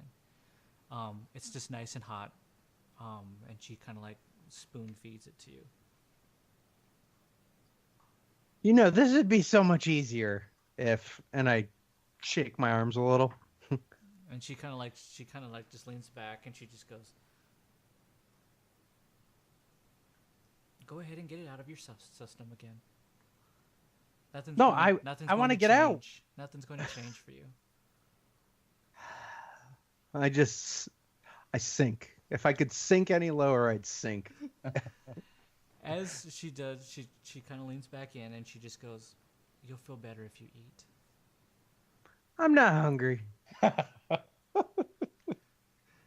She just takes it, and then she starts to eat it, and she goes, "Okay." She goes, is there anything you'd like to talk about?" She goes, why don't you tell me something about yourself? Since we have to sit here.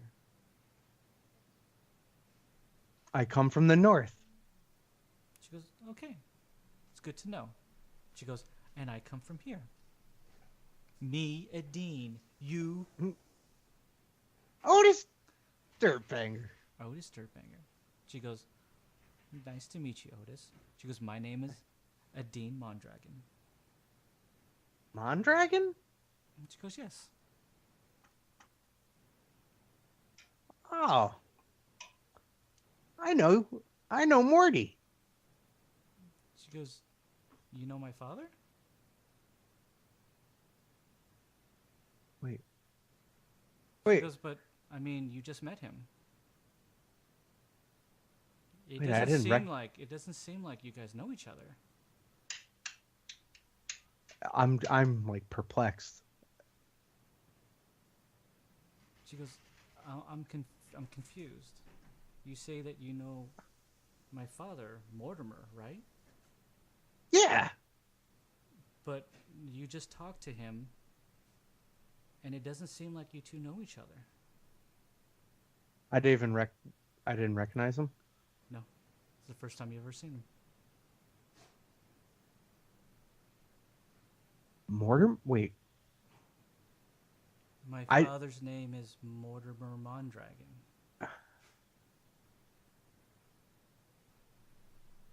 Yeah, I know him. Then why are you and my father not talking, and why does he have you restrained? It's a good question. Did We were on good terms. you weren't good? Okay. Then why are you in this position? Why did he tell me I don't know. I'm not to let you go? And how do you know my father? He helped me greatly. He helped you? To do Yeah. what? My father doesn't Saved help some anybody. people. Save people? Yeah. Like when? Within the last week or two. She looks at you and she just goes, are you like, do you take me as a fool? I look at her, I'm like, am I wrong? Yeah, I think you are. Where did he help you? Around Camp Barron. My father doesn't even leave here. He's not even allowed to leave. What are you talking about? If I could hold my hands on my head, I would right now. I'm just looking like so confused. She's looking at you horribly confused as well. Look at Renew said in the chat.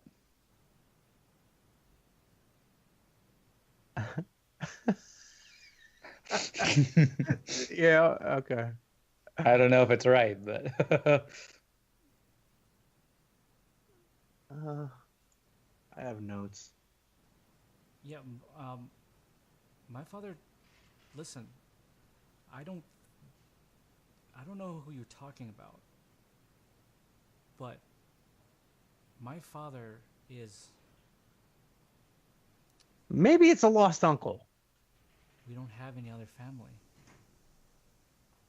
It's just me I and my know. father. A Mortimer Mondragon II Esquire. What are you talking about? There are no seconds and there are no, what do you mean Esquire?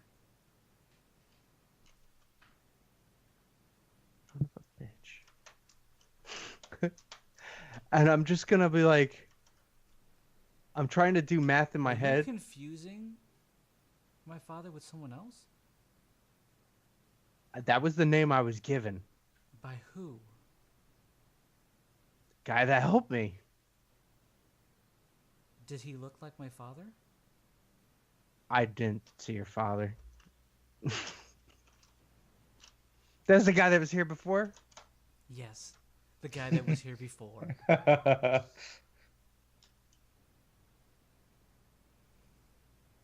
For what you remember of the quick gentleman that was standing over you and talking to you and telling you not to look at his daughter. He was a guy who was about 5'10", and he had a bushy mustache with a very heavy 5 o'clock shadow. He's kind of a slim, worn down face that looks older than he kind of really is. Somebody who's just kind of worn and haggard. The other person that you remember was a small 5'2" guy with a big bushy beard and balding, tied into a ponytail.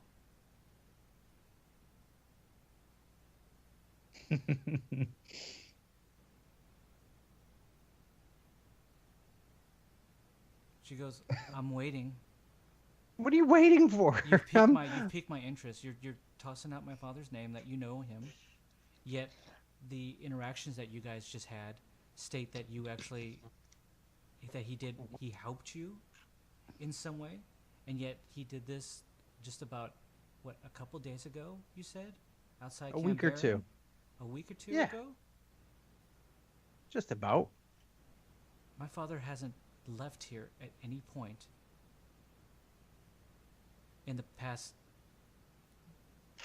15 solar cycles. So I don't know who you're talking about.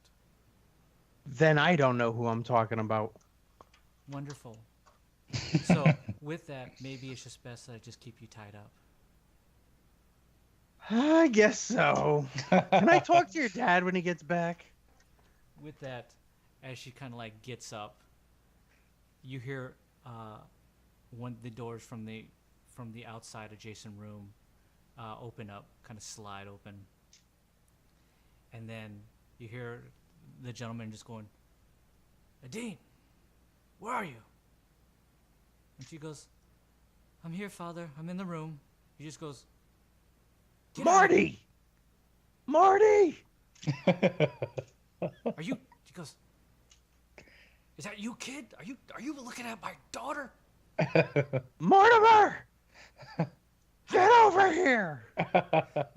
With that, he just barges in, opens it up, and he looks at you, and he looks at her, and he just goes, "You looked at my daughter." No! Well, she's looking at you. Well, that's her. I told you. What did I tell you? Why are your eyes open?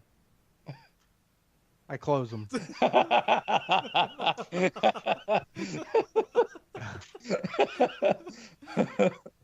And he Did I looked at- recognize him? You have before I you closed have them? Never seen. This I've never seen this guy gentleman before? No. Wow. Okay, I am so fucking confused.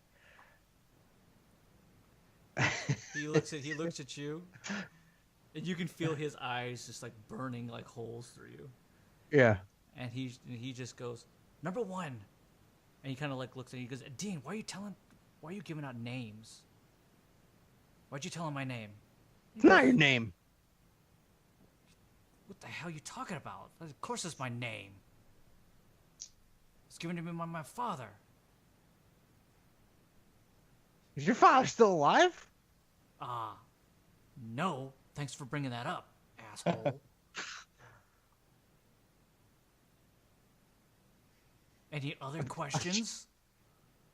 Can you let me free? And he goes, let's see. No. Dean, outside. Get out of the room with this guy. You stay with God, Bye, Dean. You just need to say his dad's full name to him, man. Just say it. See if he says anything. Morty, do you know Stop Mortimer calling Mondragon me the Morty. second Esquire? What? Dean kicks in. She goes, "Yeah, okay. Now I know why, Dad, you tied this guy down. I think he's crazy." I opened my eyes. And he looks like he I'm was like, not crazy. he was staring at you the whole time. He goes, "Close those eyes. No. I'm gonna punch this guy." Listen, what are you Who is talking about? Mortimer Mondragon the second Esquire? My name is Mortimer Mondragon. There is no the second. There is no Esquire. I don't even know who the heck you're talking about. My name is Mortimer Mondragon.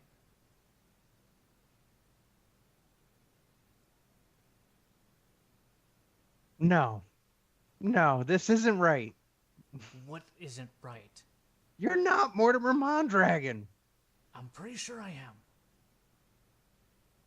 Can I see ID?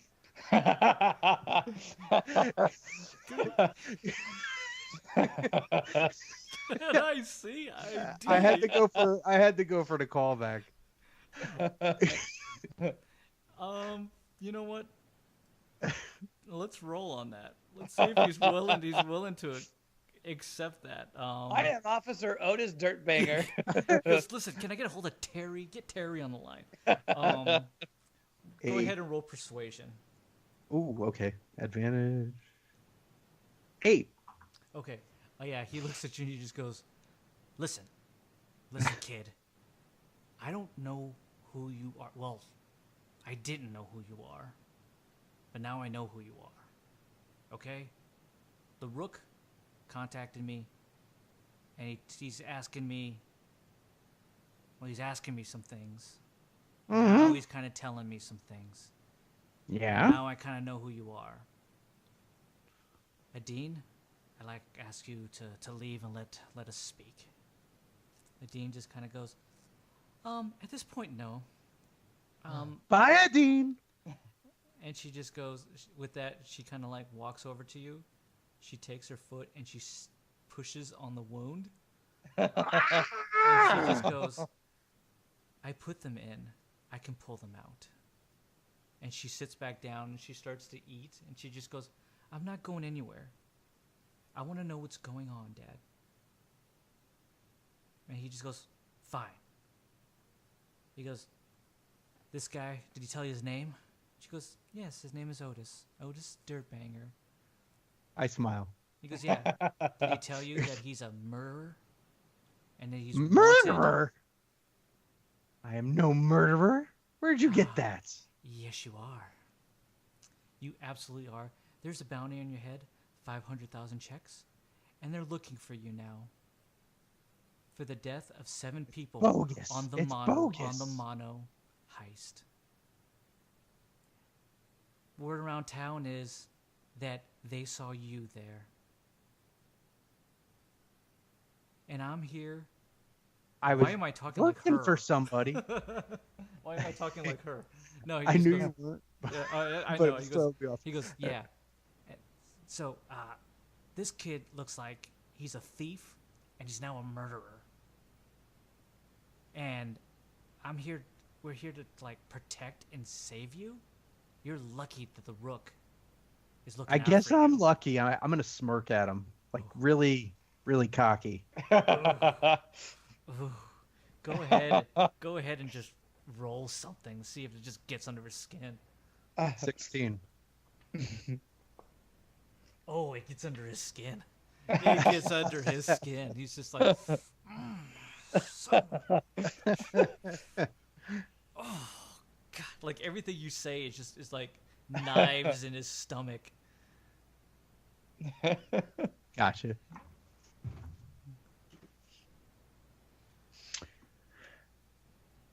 So, we're gonna keep you here, kid.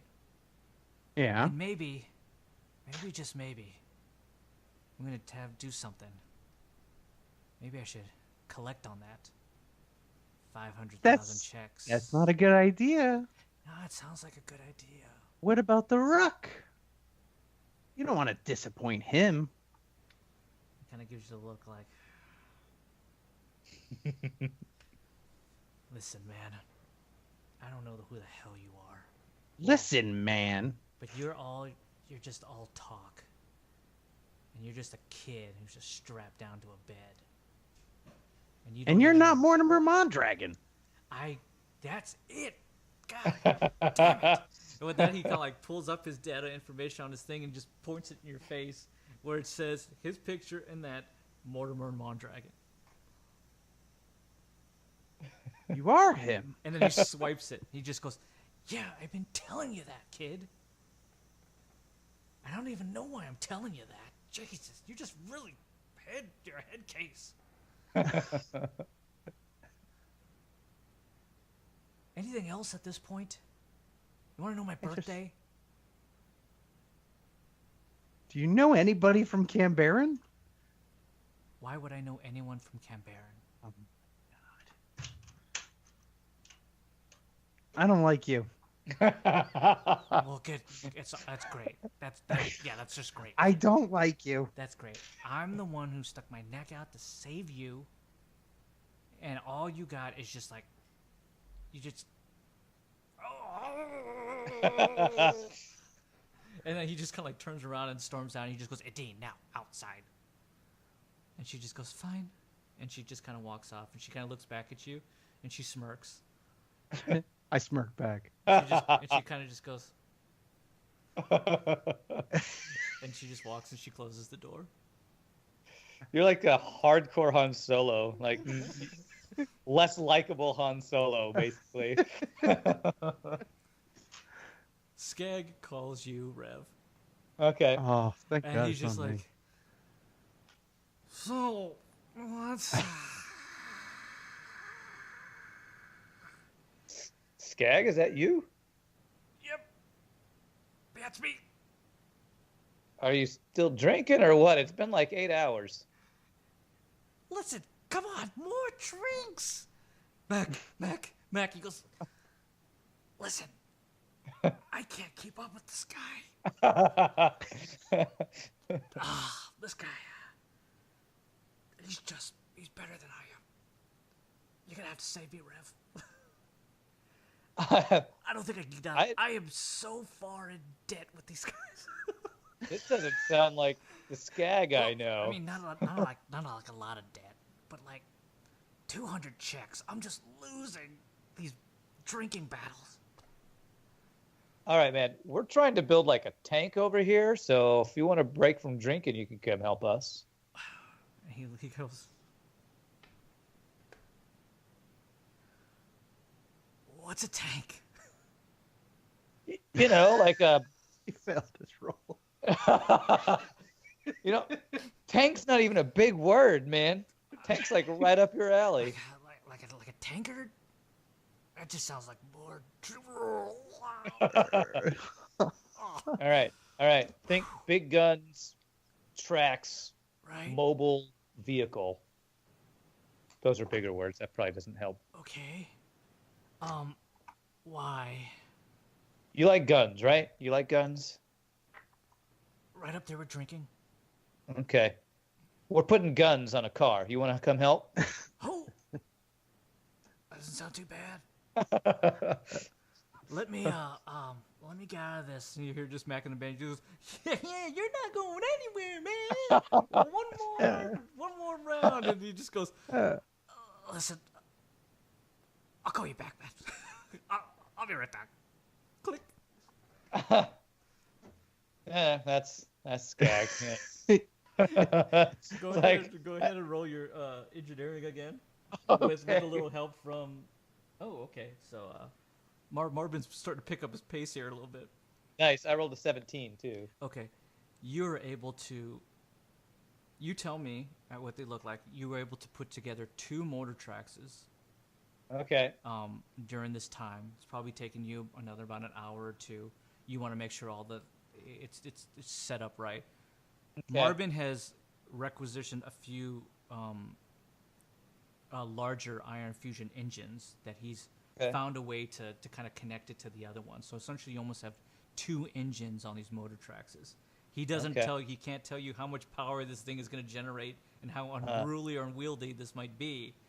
You just both look at him and each other just going, bigger must mean better.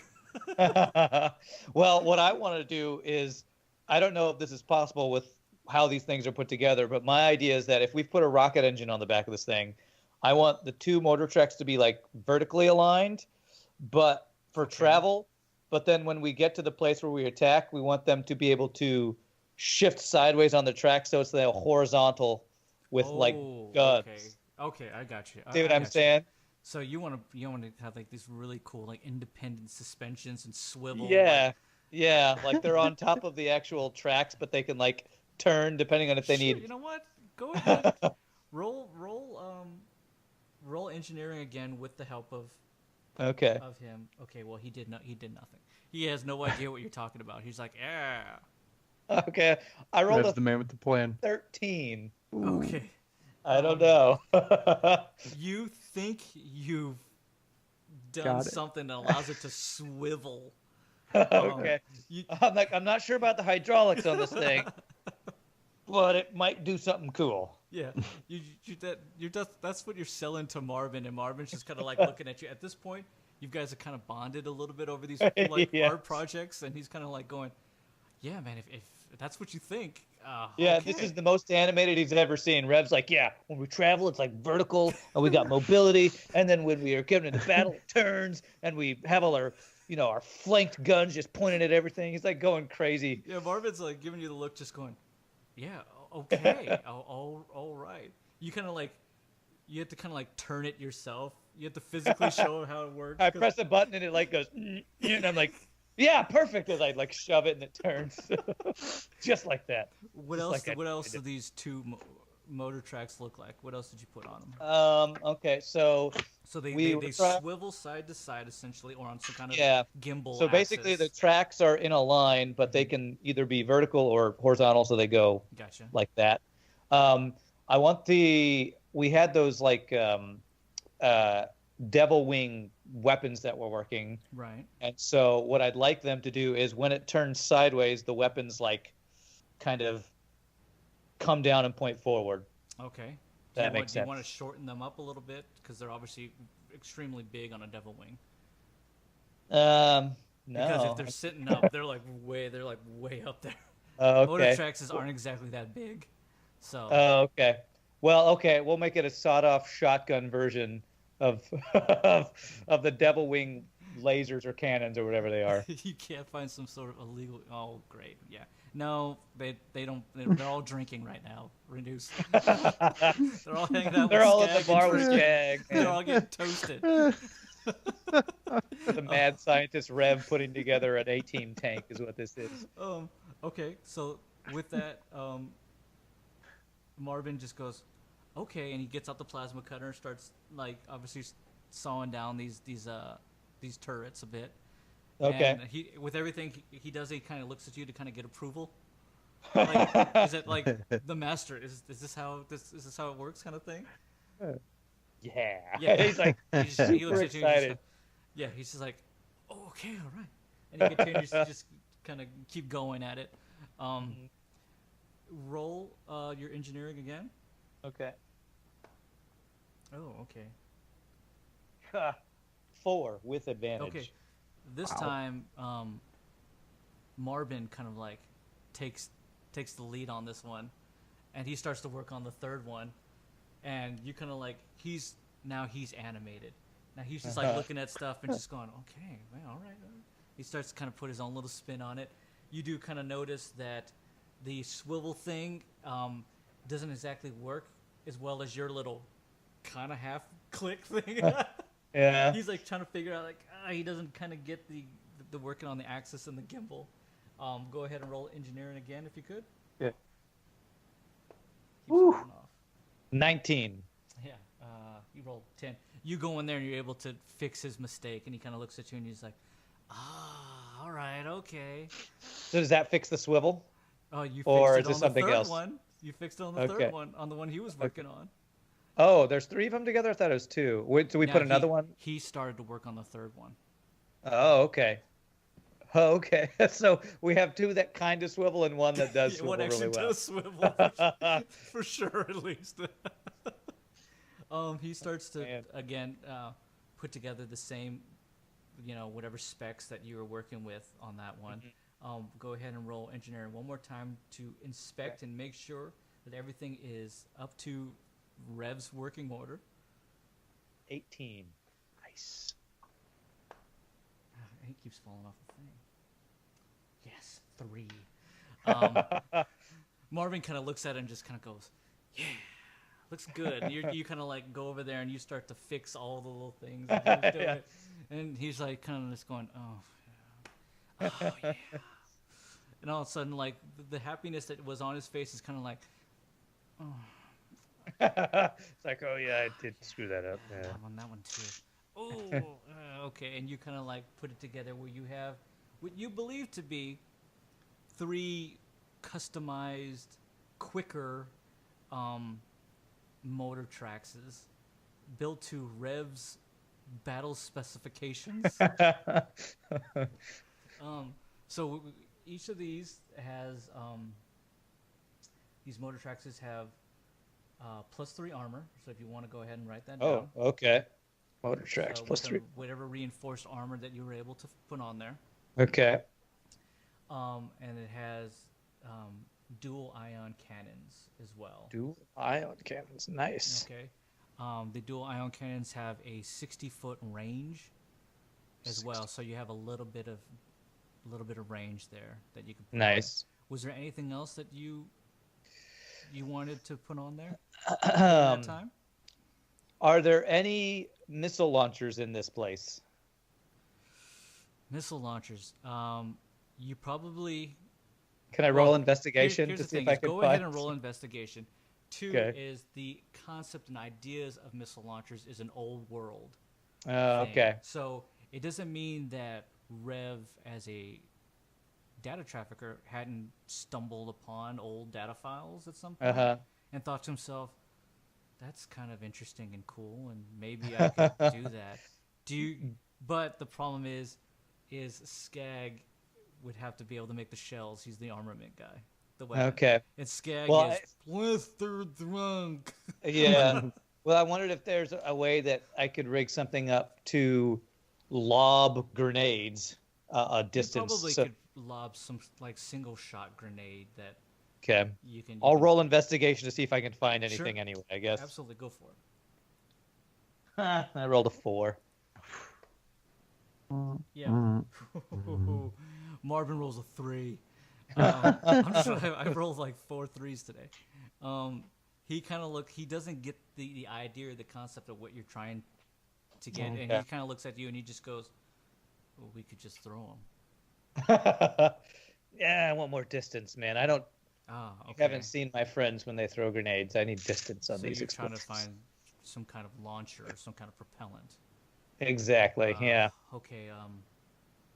Give me a little time. Let me see what I can find. Maybe I can find some kind of tubing or something. So he goes through doing a little investigation. It takes him about another 45 or so minutes or so before he comes back in, and he gives you something that you look at that maybe could fit the bill and work. Okay. It would take some heavy modification based on whatever ideas and concept you think, but he thinks maybe this might be the best bet for you. It's reinforced tubing, so in case if it did explode in there, that it'd probably be able to keep it from exploding all over you guys. Okay. Well, basically, what I want to have is a tube or something where I can propel an explosive a long enough distance that it's more than 60 feet of the ion cannons, basically. Go ahead and roll your engineering. Yeah. Oh God, 10. Okay, luckily Marvin rolled 17, so he's helping you out here, and he's able. I to... describe the thing, and he builds it. Yeah, he gets the gist. He's able to put something at least that gives you the distance. You kind of figure out all the other little things in order to make this kind of work. Okay. You can have one single propellant launcher. We'll just call it that. Okay. That'll give you about 70 feet of distance. Okay. Propellant launcher, 70 feet. Cool. Essentially, it works like a mortar. So it's a single, and then you have to put another one in a single. Gotcha. Okay. Kind of like a proton torpedo from... Almost, yeah. It's a single shot. Cool. Otis. What are you doing during this time? You just had this conversation with the gentleman who identified himself as Mortimer Mondragon. You starts to come together that he's Mortimer Mondragon, that there is no second, and that there is no Esquire. There's just Mortimer Mondragon. And maybe the gentleman that you met in Cambaron, in the mines, is not that guy.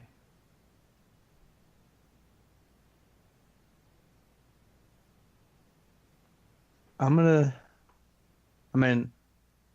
want to stay with, I'm pretty much sulking because I think I've realized that he's not that guy, like you said. And all I could think about is we might have screwed up everything we did to get those kids out and mother. This is what you're thinking during this time? Yeah, like I'm starting not to trust whoever he is.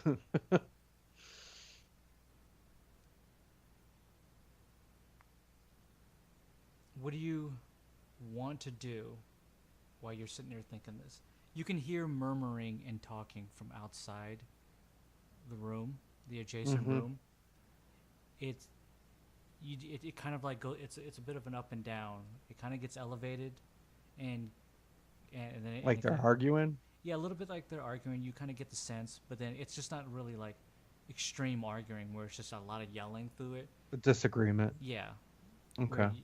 sometimes it gets a little bit elevated to prove a point, and then it kind of goes back down. Hey! I'm Shut just gonna up! call out. I need a tissue.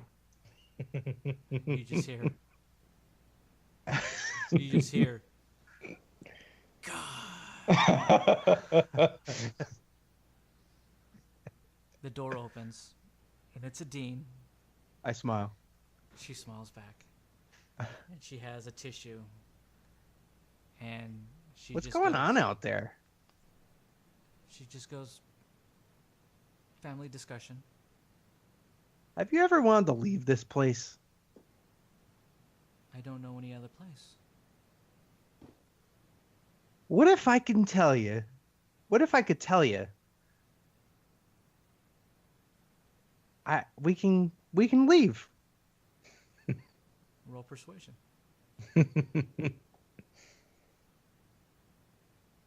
14. She merely just kind of looks at you, and she waits to hear more. Are you treated fairly here? She goes, fair enough. Fair enough. So then you want to stay because I just want to know if you want to leave. And go where? We'll go south. To where? Wherever the road takes us. With someone like you? We'll be dead quicker than you know. You don't know me. You have a price on your head for 500,000 checks. Yeah, and I'm And alive. they're looking for you. They've been looking for me. And here you are? Well, because Remo needs me protected. Does he? What do you know about Remo? And who is Nothing. Who is this Remo? The guy. You A get the sense guy. that she doesn't really know who that is, and you brought the name. Yeah, I realized I said too much. Yep. So, why don't you tell me who he is? Is he your boss? Yeah, he's my boss. Is he a nice gentleman? I shake my head no. Yeah. Roll deception. 10. She sees through it. Mhm. And she just goes, I don't think you're going to be going anywhere soon. Sorry. Okay. At this exact moment, Rev tries to patch through with a voice thing to ring on Otis's sidekick again. I'm gonna make eye contact with her, The signal and I'm goes gonna off look at. again. I'm gonna make eye contact with her when that happens. I'm gonna look at my wrist. You want to get that? She kind of looks at you and she just goes, A "Oh, dean. I A don't think dean. so. Come on. What do I get out of it? Confidentiality.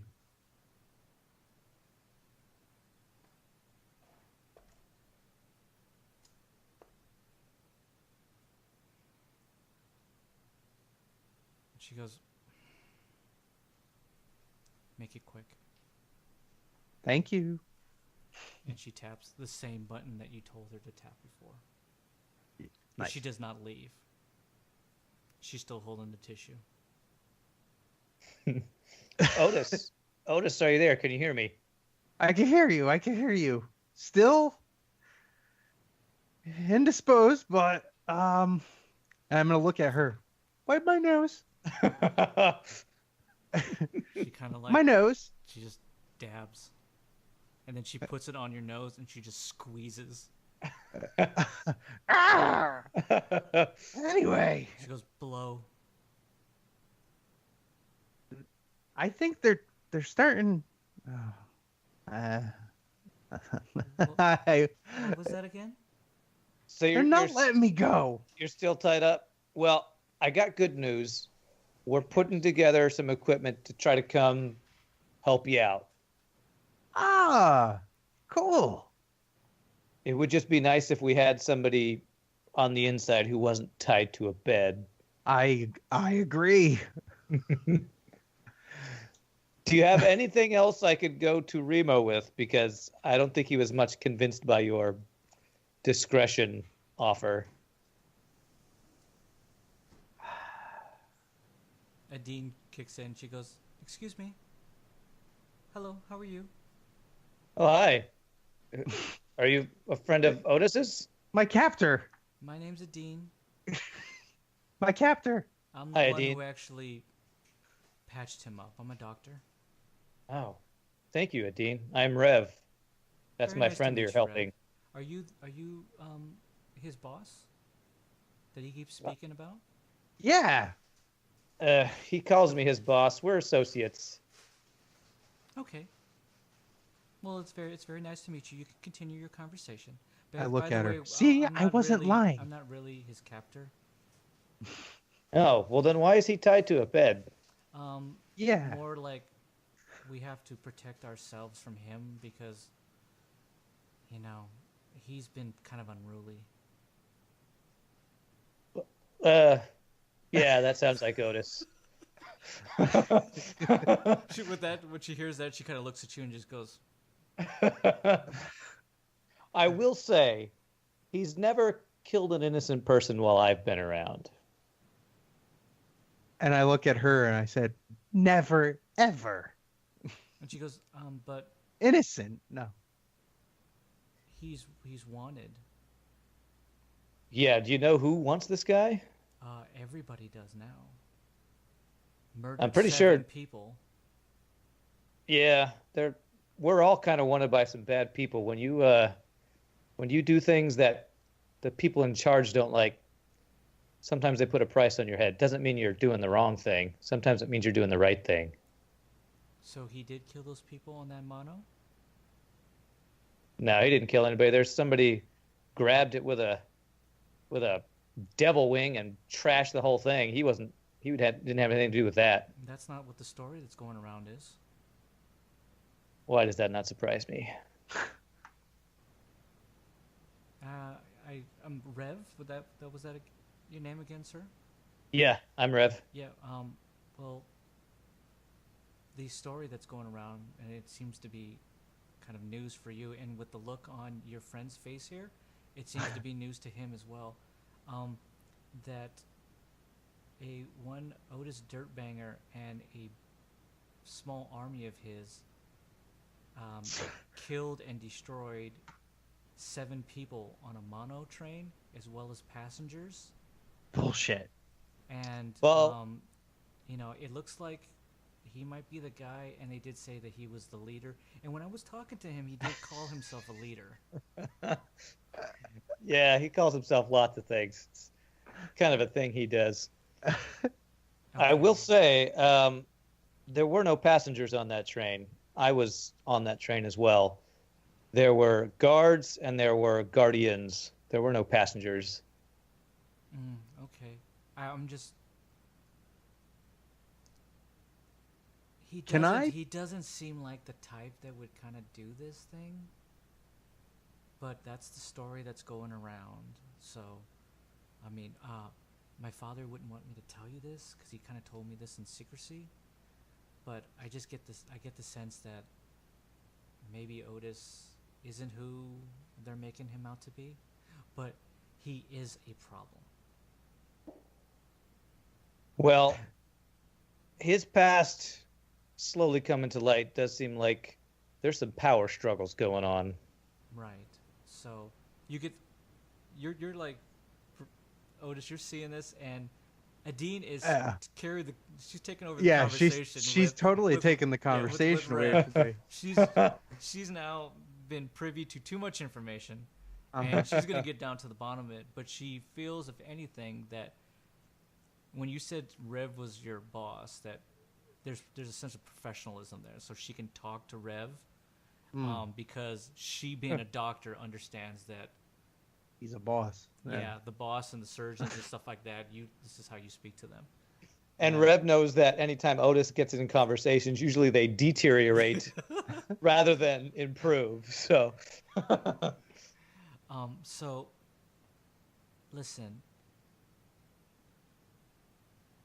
I'm going to tell you something. you can tell me.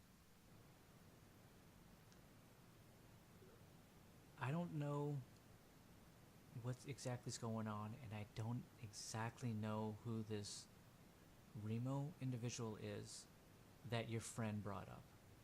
He brought up the name, not me. But my father knows, I think the gentleman my father keeps calling the Rook, I think he might be the same person. Yeah, I can verify that. Okay.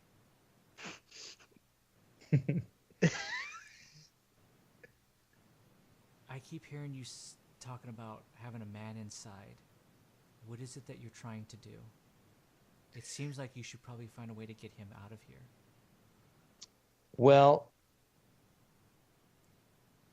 we were hired by a woman who has been hunted by a very bad man to destroy her and her children. We are trying to make her safe by eliminating that threat. What is his name? Otis, this is your call.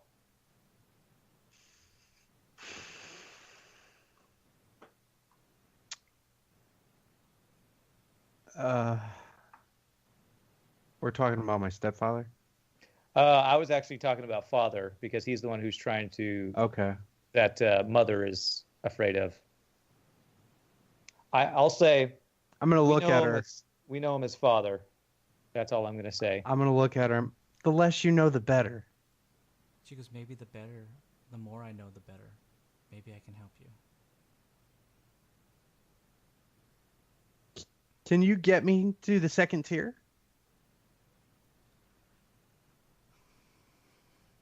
She goes, yes, but it would be hard.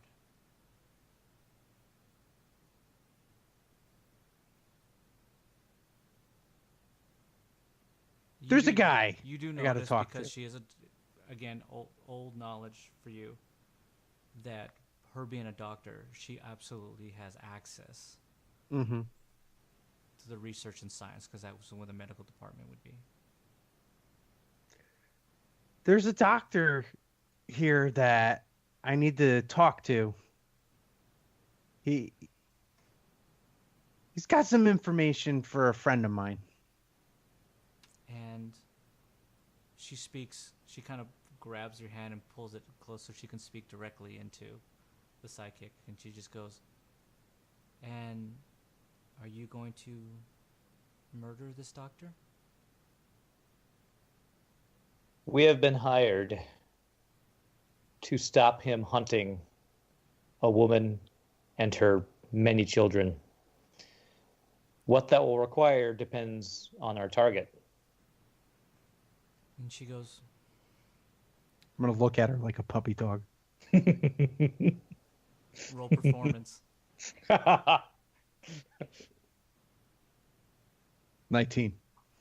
She kind of looks at you and she just goes, you get the sense that she's into this little bad boy image that you might have. And she just goes, I can see about helping you. But I know most of the doctors here. What is his name?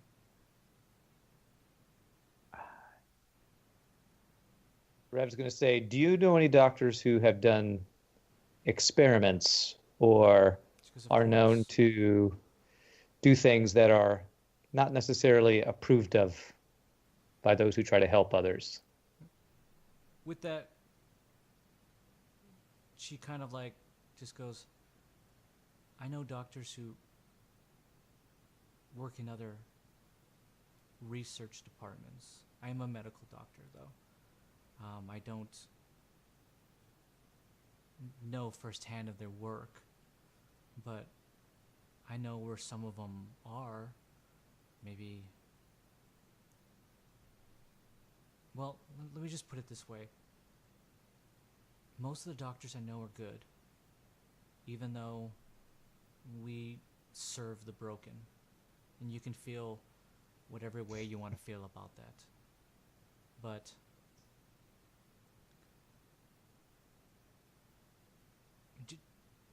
I just need to know that it's not somebody that I know and that I'm friends with.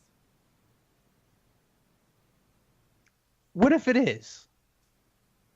Then I don't know if I can help you. Would you be quiet?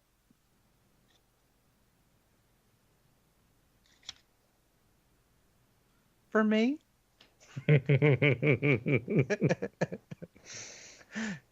She just goes, maybe. Rev just says, Otis, tell her his name.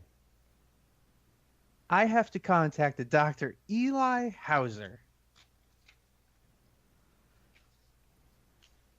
The look on her face is kind of like she's taken back. Okay. And she just kind of goes, oh. Oh. Okay. Do you know Dr. Eli Hauser? She goes, of course, everybody does. What do you know about him? Enough. Enough to... yeah. Okay, I think you Wow. may understand why we need to do what we need to do.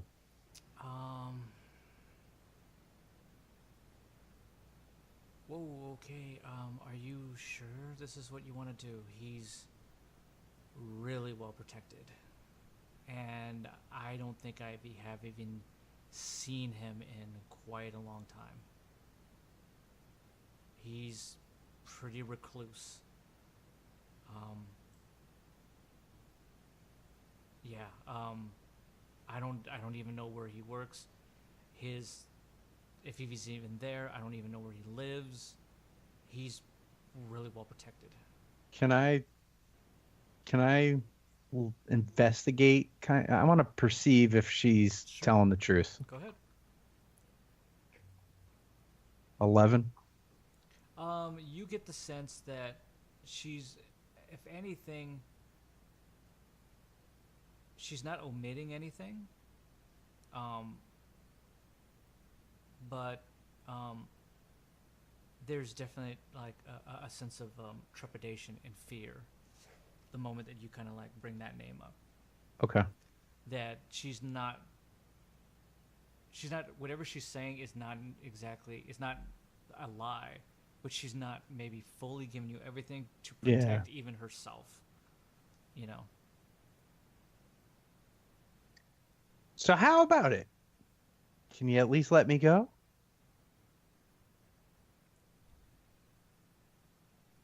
He's not a danger to you or your father. Are you sure? I nod. Because he was really angry with my father just like a few minutes ago. How do I know that he's not going to try to kill? He doesn't seem to like my father. They don't Otis, seem to get along. Otis, what's wrong with her father? Why aren't you... When I see you, we'll talk. Okay, well, you won't kill him, right? No, I won't even talk to him. With that, she unlocks one of the restraints, the one that is on your free hand that has the sidekick, and she just Stretching goes, it. you can unlock the other ones yourself. She And goes, I'm going to walk out. gonna wait for her to walk out until I start. She walks out the door. Okay. Rev, and as I'm unbuckling, her dad is claiming he is Mortimer Mondragon, You mean the old man who helped us with but Mother? it's not him. What do you mean it's not him? And by this time, I assume I'm out. Yeah, Like, yeah, I have the shackles take off. it. You with that, you kind of hear, "What do you mean it's not him?" Oh no! Skag is finally joining Who the brought conversation. Skag into this conference call? God. Skag, shut up your truck, man. We're having a serious conversation. Skag, Okay. you drinking? Well, of course I'm drinking, Otis. Thanks a lot for the help, I'm man. drinking to your memory. Can I hang up on him? You like boot him out of the call. Don't do that. Wink. I'm in the corner. Mac doesn't see me. I can't keep up with that guy. All right, so just ignore Skag. Okay, what is Okay. this about Mortimer? I assume I only have a couple minutes because I got to get out of here because her dad's going to come back. The real Mortimer. He showed me his ID. He's the real deal. He's the real Mortimer. Well, wasn't the other one like Esquire second or something? Yeah, this guy didn't have any of that. Just Mortimer Mondragon. So you think the guy that came to the mines was a fake?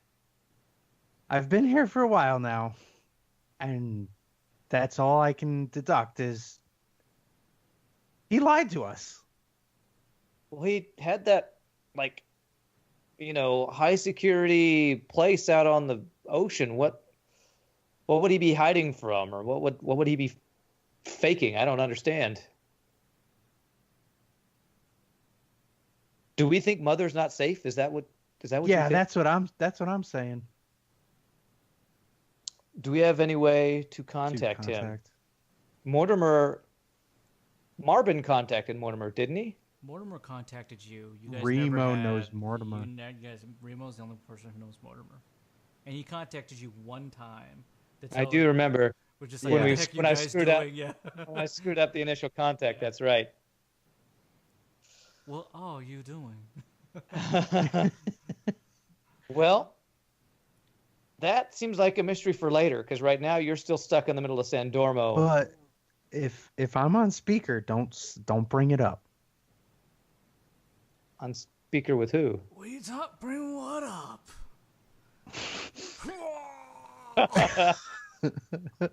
Gag, don't let this worry your little head.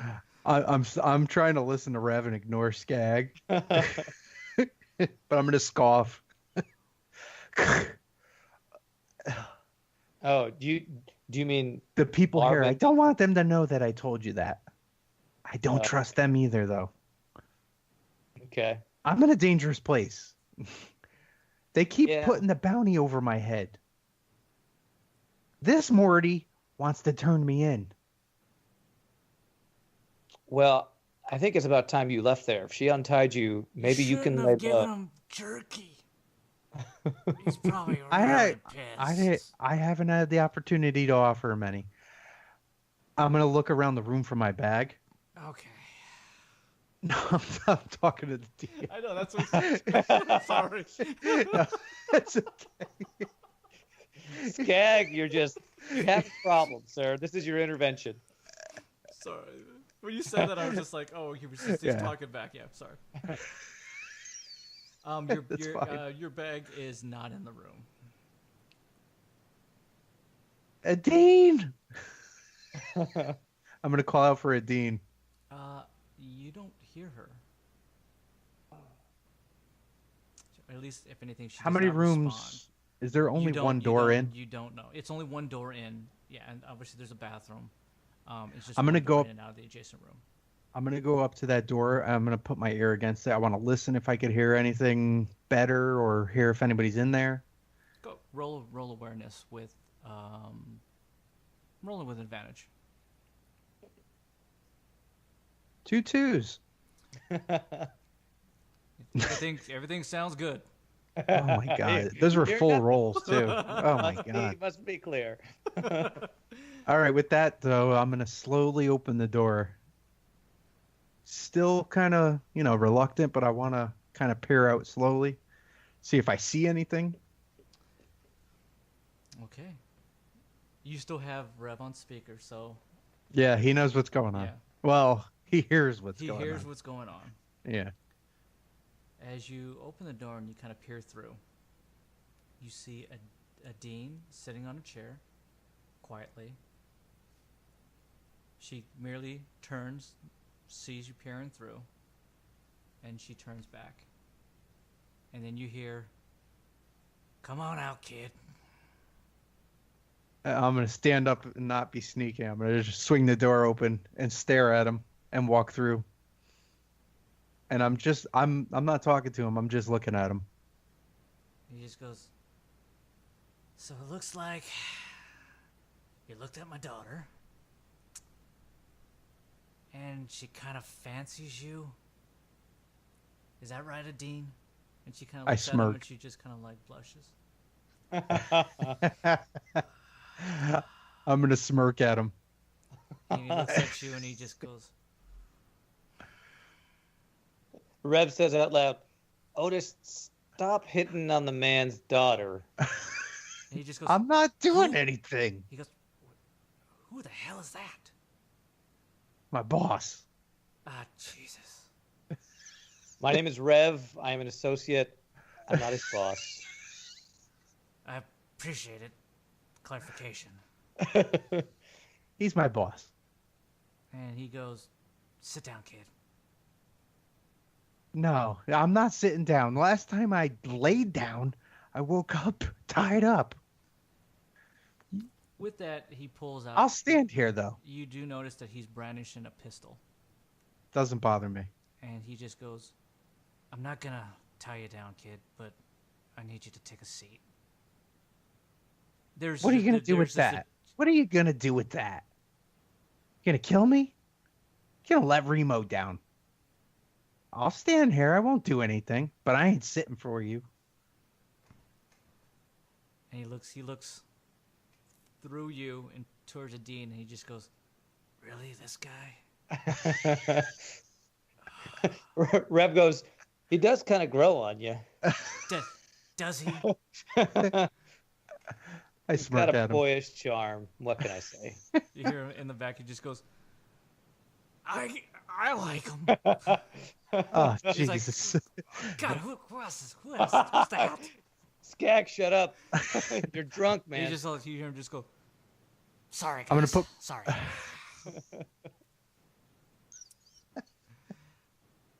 He goes, "Listen, kid. You're here to cause a problem, right? Possibly. But you are aware that you're a huge problem as well, right, kid?"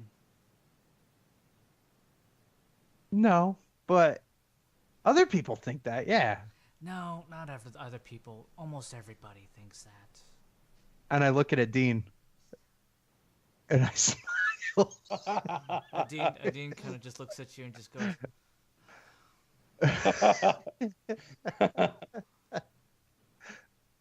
and he goes, "Who you after, kid? A doctor. Doctor who?" I'm going to look at Adine, kind of. You get the sense Look that in Adine the- didn't say anything exactly who it was. She kind of looks away at this point. I'm going to look back at him. I'm like, let's just leave it at a doctor. An important one.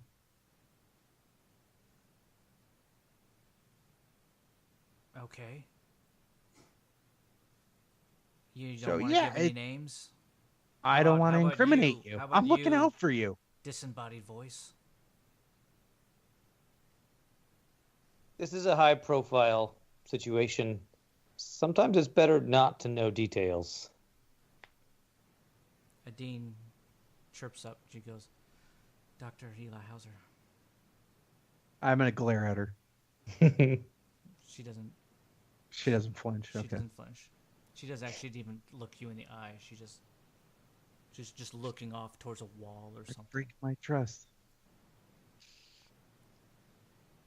And he goes, why would you be going after him? He's got information I need to obtain. I'm not saying I'm gonna kill him, but I'm not saying I'm not gonna. It depends on how he acts. I am so confused. Why? Disembodied voice, man. Are you aware of what you're saying and doing? We are protecting a woman and her children who are under threat by Eli Hauser. I'm gonna nod. He puts away the gun and looks at you, and the look of utter confusion is on his face when he's looking at you, Otis. I'm gonna look at him and loudly I'm gonna go, Morty! He goes, why would you want to kill the person who's been protecting and saving you? No, your daughter was. She merely patched you up. Who do you think made the call? The favor that I'm doing. Remo. Who's Remo? Are you talking about the Rook? Mm-hmm. What does this gentleman look like? Tall, salt and pepper hair, mustache, has a cane. AKA, Yeah, that gonna sounds look like at Remo. AKA Yeah. Dr. Eli Hauser. The very person that you're working for. The very person who's protecting you. You want me to allow you to go kill him now? Are you guys idiots? Skag kicks in. Maybe.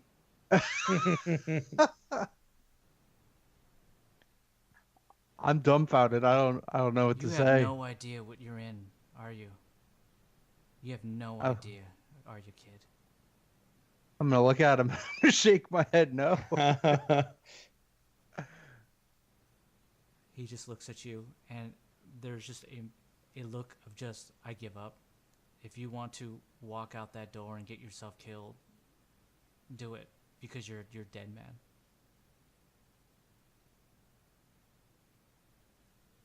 He said that out loud, right? No, that's Yeah, the look oh, that that's you're a look. getting from him.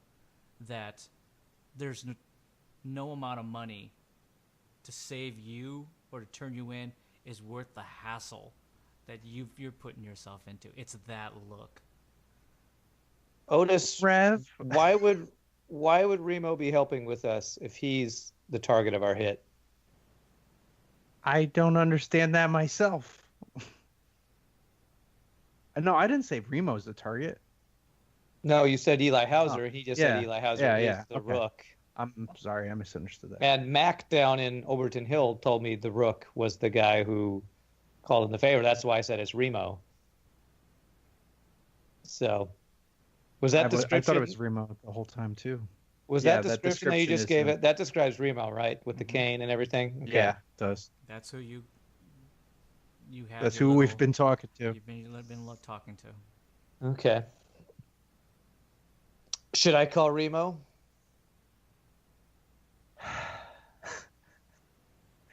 He's known all along. That's why I'm asking. Do we need to clear the air, or do we need to act like we don't know this? I'm gonna turn around and kind of talk quietly into my wrist. I think I'm a dead man. Well, Remo did save you with this favor. You just owe him now. And then something goes off in my head where I'm like, his favor. He's got us by the balls, Rev. You're right. We both owe a favor to, well, Eli Hauser if Mortimer there is telling the truth. Yeah, Mortimer Mondragon. I'm gonna look at him. He kind of looks at you and just goes, "Yeah, kid, that's my name." I'm saying that so Rev understands that I'm trying to imply that we have a lot of people lying to us. Yeah. I do. Rev does say the one thing we got going for us is when I agreed to this favor, we said there were no children going to be hurt. That was the same as mine. So we know he can't go after the kids. I don't know about Mother though. We were hired by Mother to take out Father. I think that's what's going on. Are we caught in the middle between a frickin' family dispute here? I think we're caught in the middle of something really bad. He's going to try to make us kill Mother. Well, we already That's my guess. We already He have knows. a contract to kill him. He knows, though. We basically told him. Yeah. And I'm going to... You hear Skag interject, and he sounds... He sounds actually stressed and afraid. And he just goes, "Rev, we might be in a lot of trouble here. They have our pictures all over this place. In Overton Hill they do? All the monitors, they're pulling it up. They're saying that we're the ones that killed 7 security guards as well as a bunch of passengers on that mono. That's not the way it went down, man." Before Rev says anything else, he turns around and looks for Marvin to see if he's still with him. Marvin is he's fine-tuning the last things. He's not... I got the sense that you were off to the side trying to keep your conversation out of his prying ears. Okay. Well, I do turn to Marvin and I say, "Marvin, does Remo have any other names?" And he looks at you. Can I hear this? Goes, I guess you you can kind of hear the Okay. conversation. He's probably got us on speaker as well. Okay. Yeah. And he goes, "I only know him as Remo." You never heard him called... Well, I don't know. He goes by the Rook as well. Okay. This Have is you deep. ever heard of a man named Dr. Eli Hauser? Yeah, but I thought he was like dead, like a ghost. Like no one's even really seen him at this point. I think you may be working for him. He kind of looks at you, and he just goes, "No, I don't think so. I think you got the wrong guy." Okay. And I just turn around and go back to my conversation with the other guys. I don't know who to believe anymore.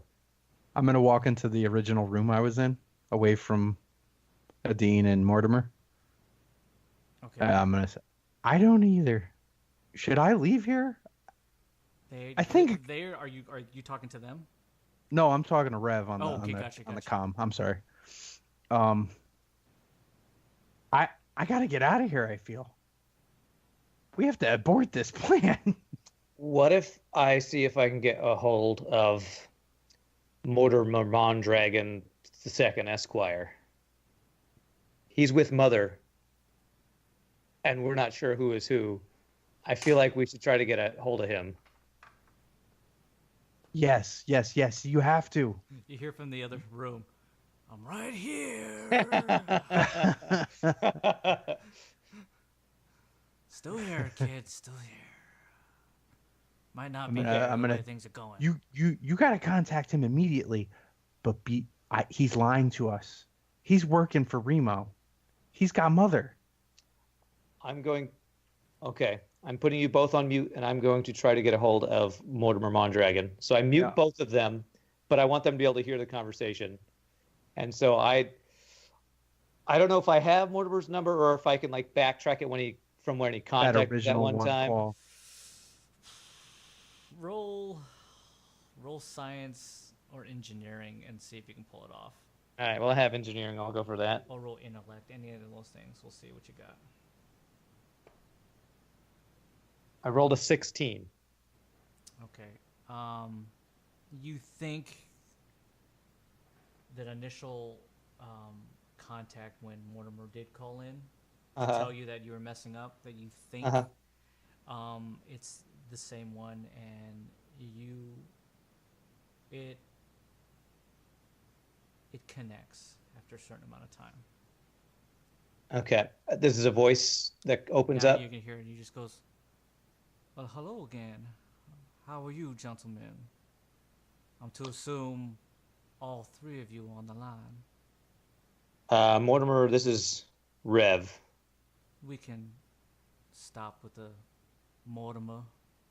That's not my real name. Well, that clears up one question. What is your name?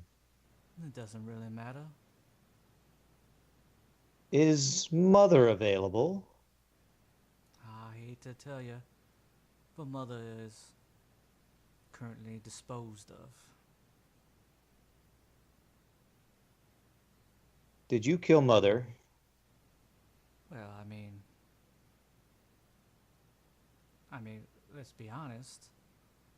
The Waste Hounds kind of did the job for me. I just pushed forward the progress a little bit more. Are those children in trouble? Have you done anything to those children? I'll tell you this. That the children will be safe and they'll be fine. They're made to be workers in the mines for us. They'll grow up. They'll be taken care of. So don't worry about it. You just continue to keep doing on what you're doing.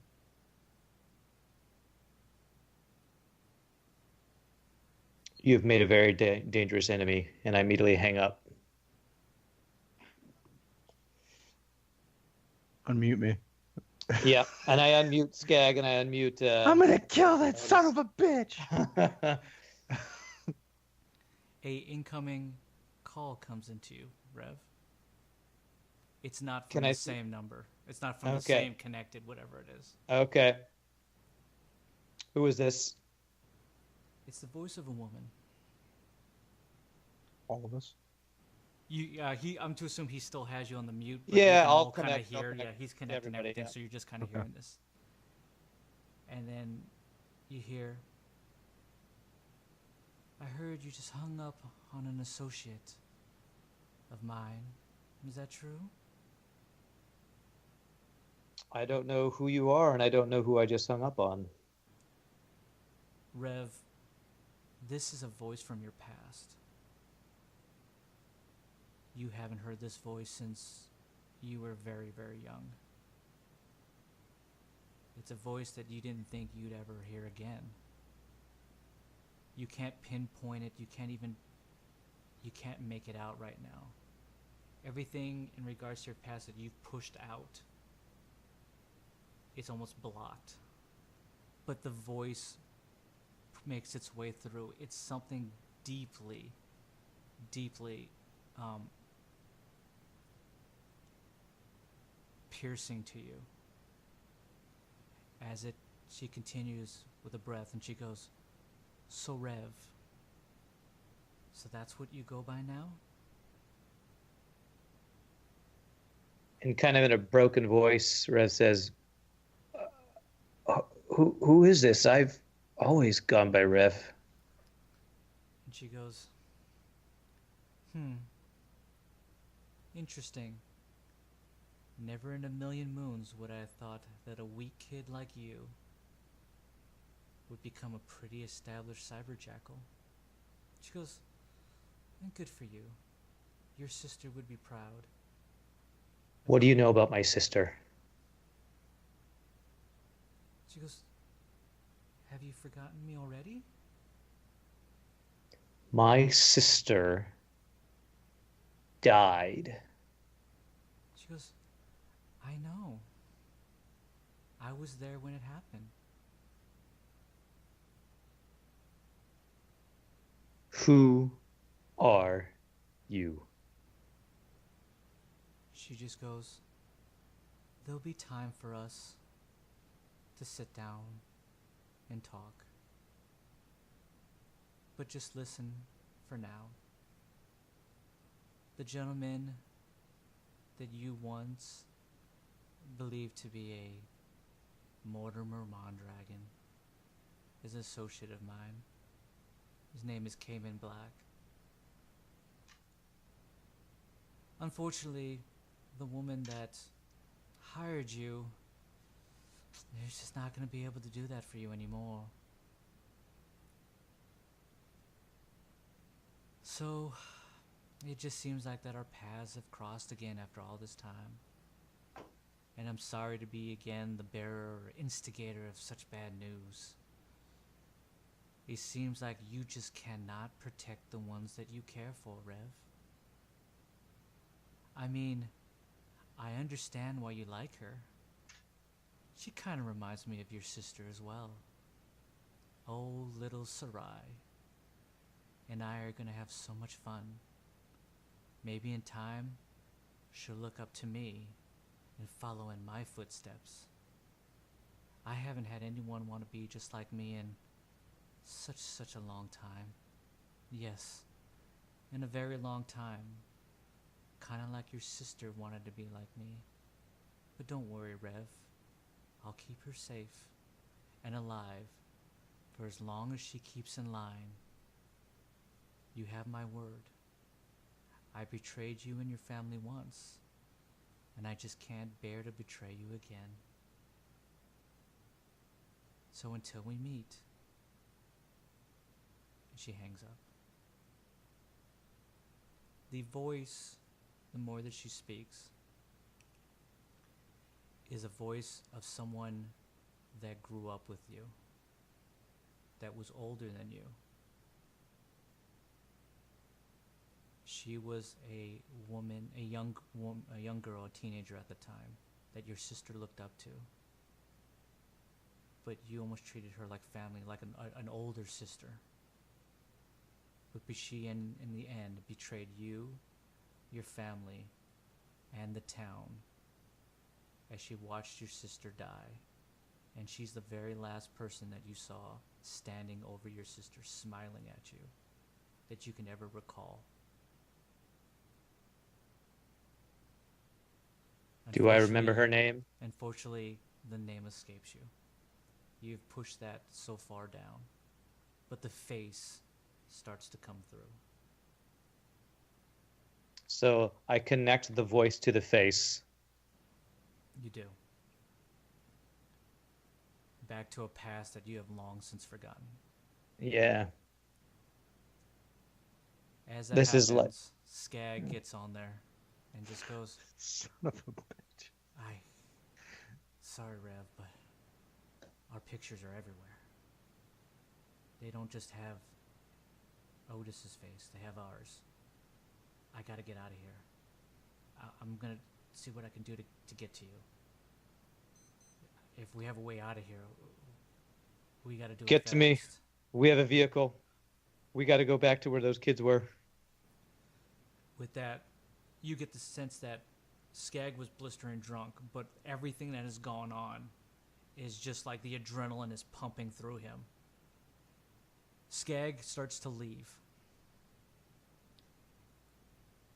In the bar itself, all these warnings go out, looking for these three gentlemen.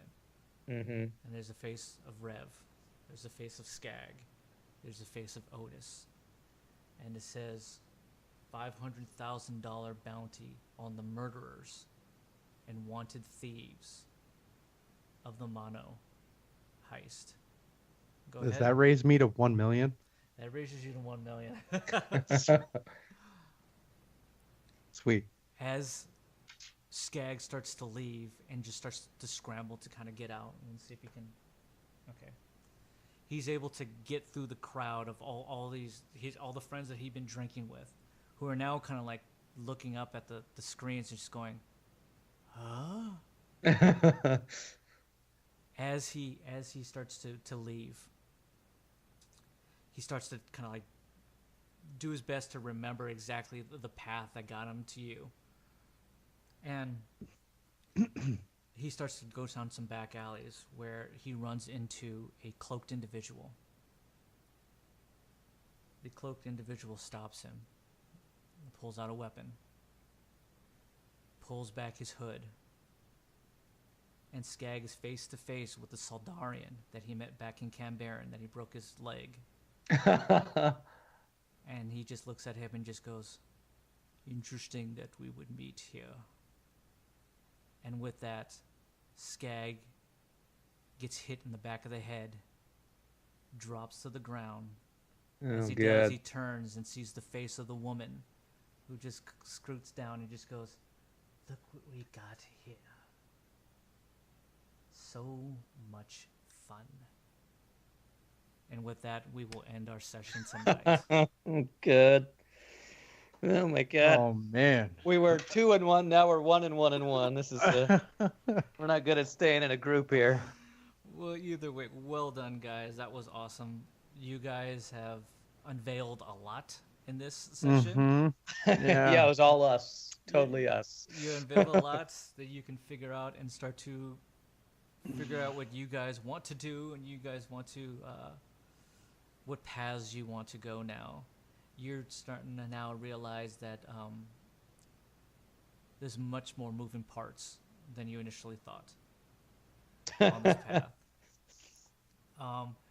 As always, for everybody who hung out with us tonight, we want to thank you so much. You guys have been amazing. Again, this game is called Here on the Wastes. It is based on a game called Horizons Unknown After Earth RPG. It is a futuristic game created by myself, and my name is Scott Shogii. I appreciate you guys hanging out with us and just having some fun with these great guys. If you can't, gentlemen, just tell them whether they can find you. Starting with Rand here. That's me. I am Rand118. You can find me on twitch.tv/Rand118 and YouTube.com/Rand118. Absolutely. Mr. Burger. I'm Burger. Twitch. Burger_TV. Twitter. I think it's the same thing, and I've been so lame on those, so don't worry about it. You'll know when I go live. Awesome. And of course, we did not have Eli here tonight, who did hit me up and said that the guy has to come back tomorrow to fix it because there was so much damage. Nice. He has to replace the whole line. My gosh. And so I know he did kind of like hang out in chat. He was on his phone, just to kind of get the idea. So sucks to lose internet like that. We'll definitely hopefully have Eli next week. Just for everybody who's hanging out, just for you to know, next week will be our last session of essentially the season, and then we're going to take a holiday break, which will be for November and December. We have a lot of people who are doing stuff, and it'd just be nice to do other things and spend time with family during these times and stuff like that. But we will be here next week, same time at 7 p.m. That will be the last one, and then we'll season finale. Season finale. And then we'll be back. I believe it is January 11th. I believe, yeah. Is that so? We're definitely not going anywhere. We're just gonna take these 2-month breaks for the holidays and stuff. Other than that, we want to again thank you so much for hanging out with us. You guys have been absolutely amazing, and just been hanging out with us for these past 11, 12 episodes and stuff like that. Yeah. You can always find us on YouTube as well. It's just under Scott Moses. I always upload these, so you can check them out at your leisure. Other than that, we appreciate everything. You guys are the best. And until we see you, have a good one. Later, all. Peace out. Free Otis.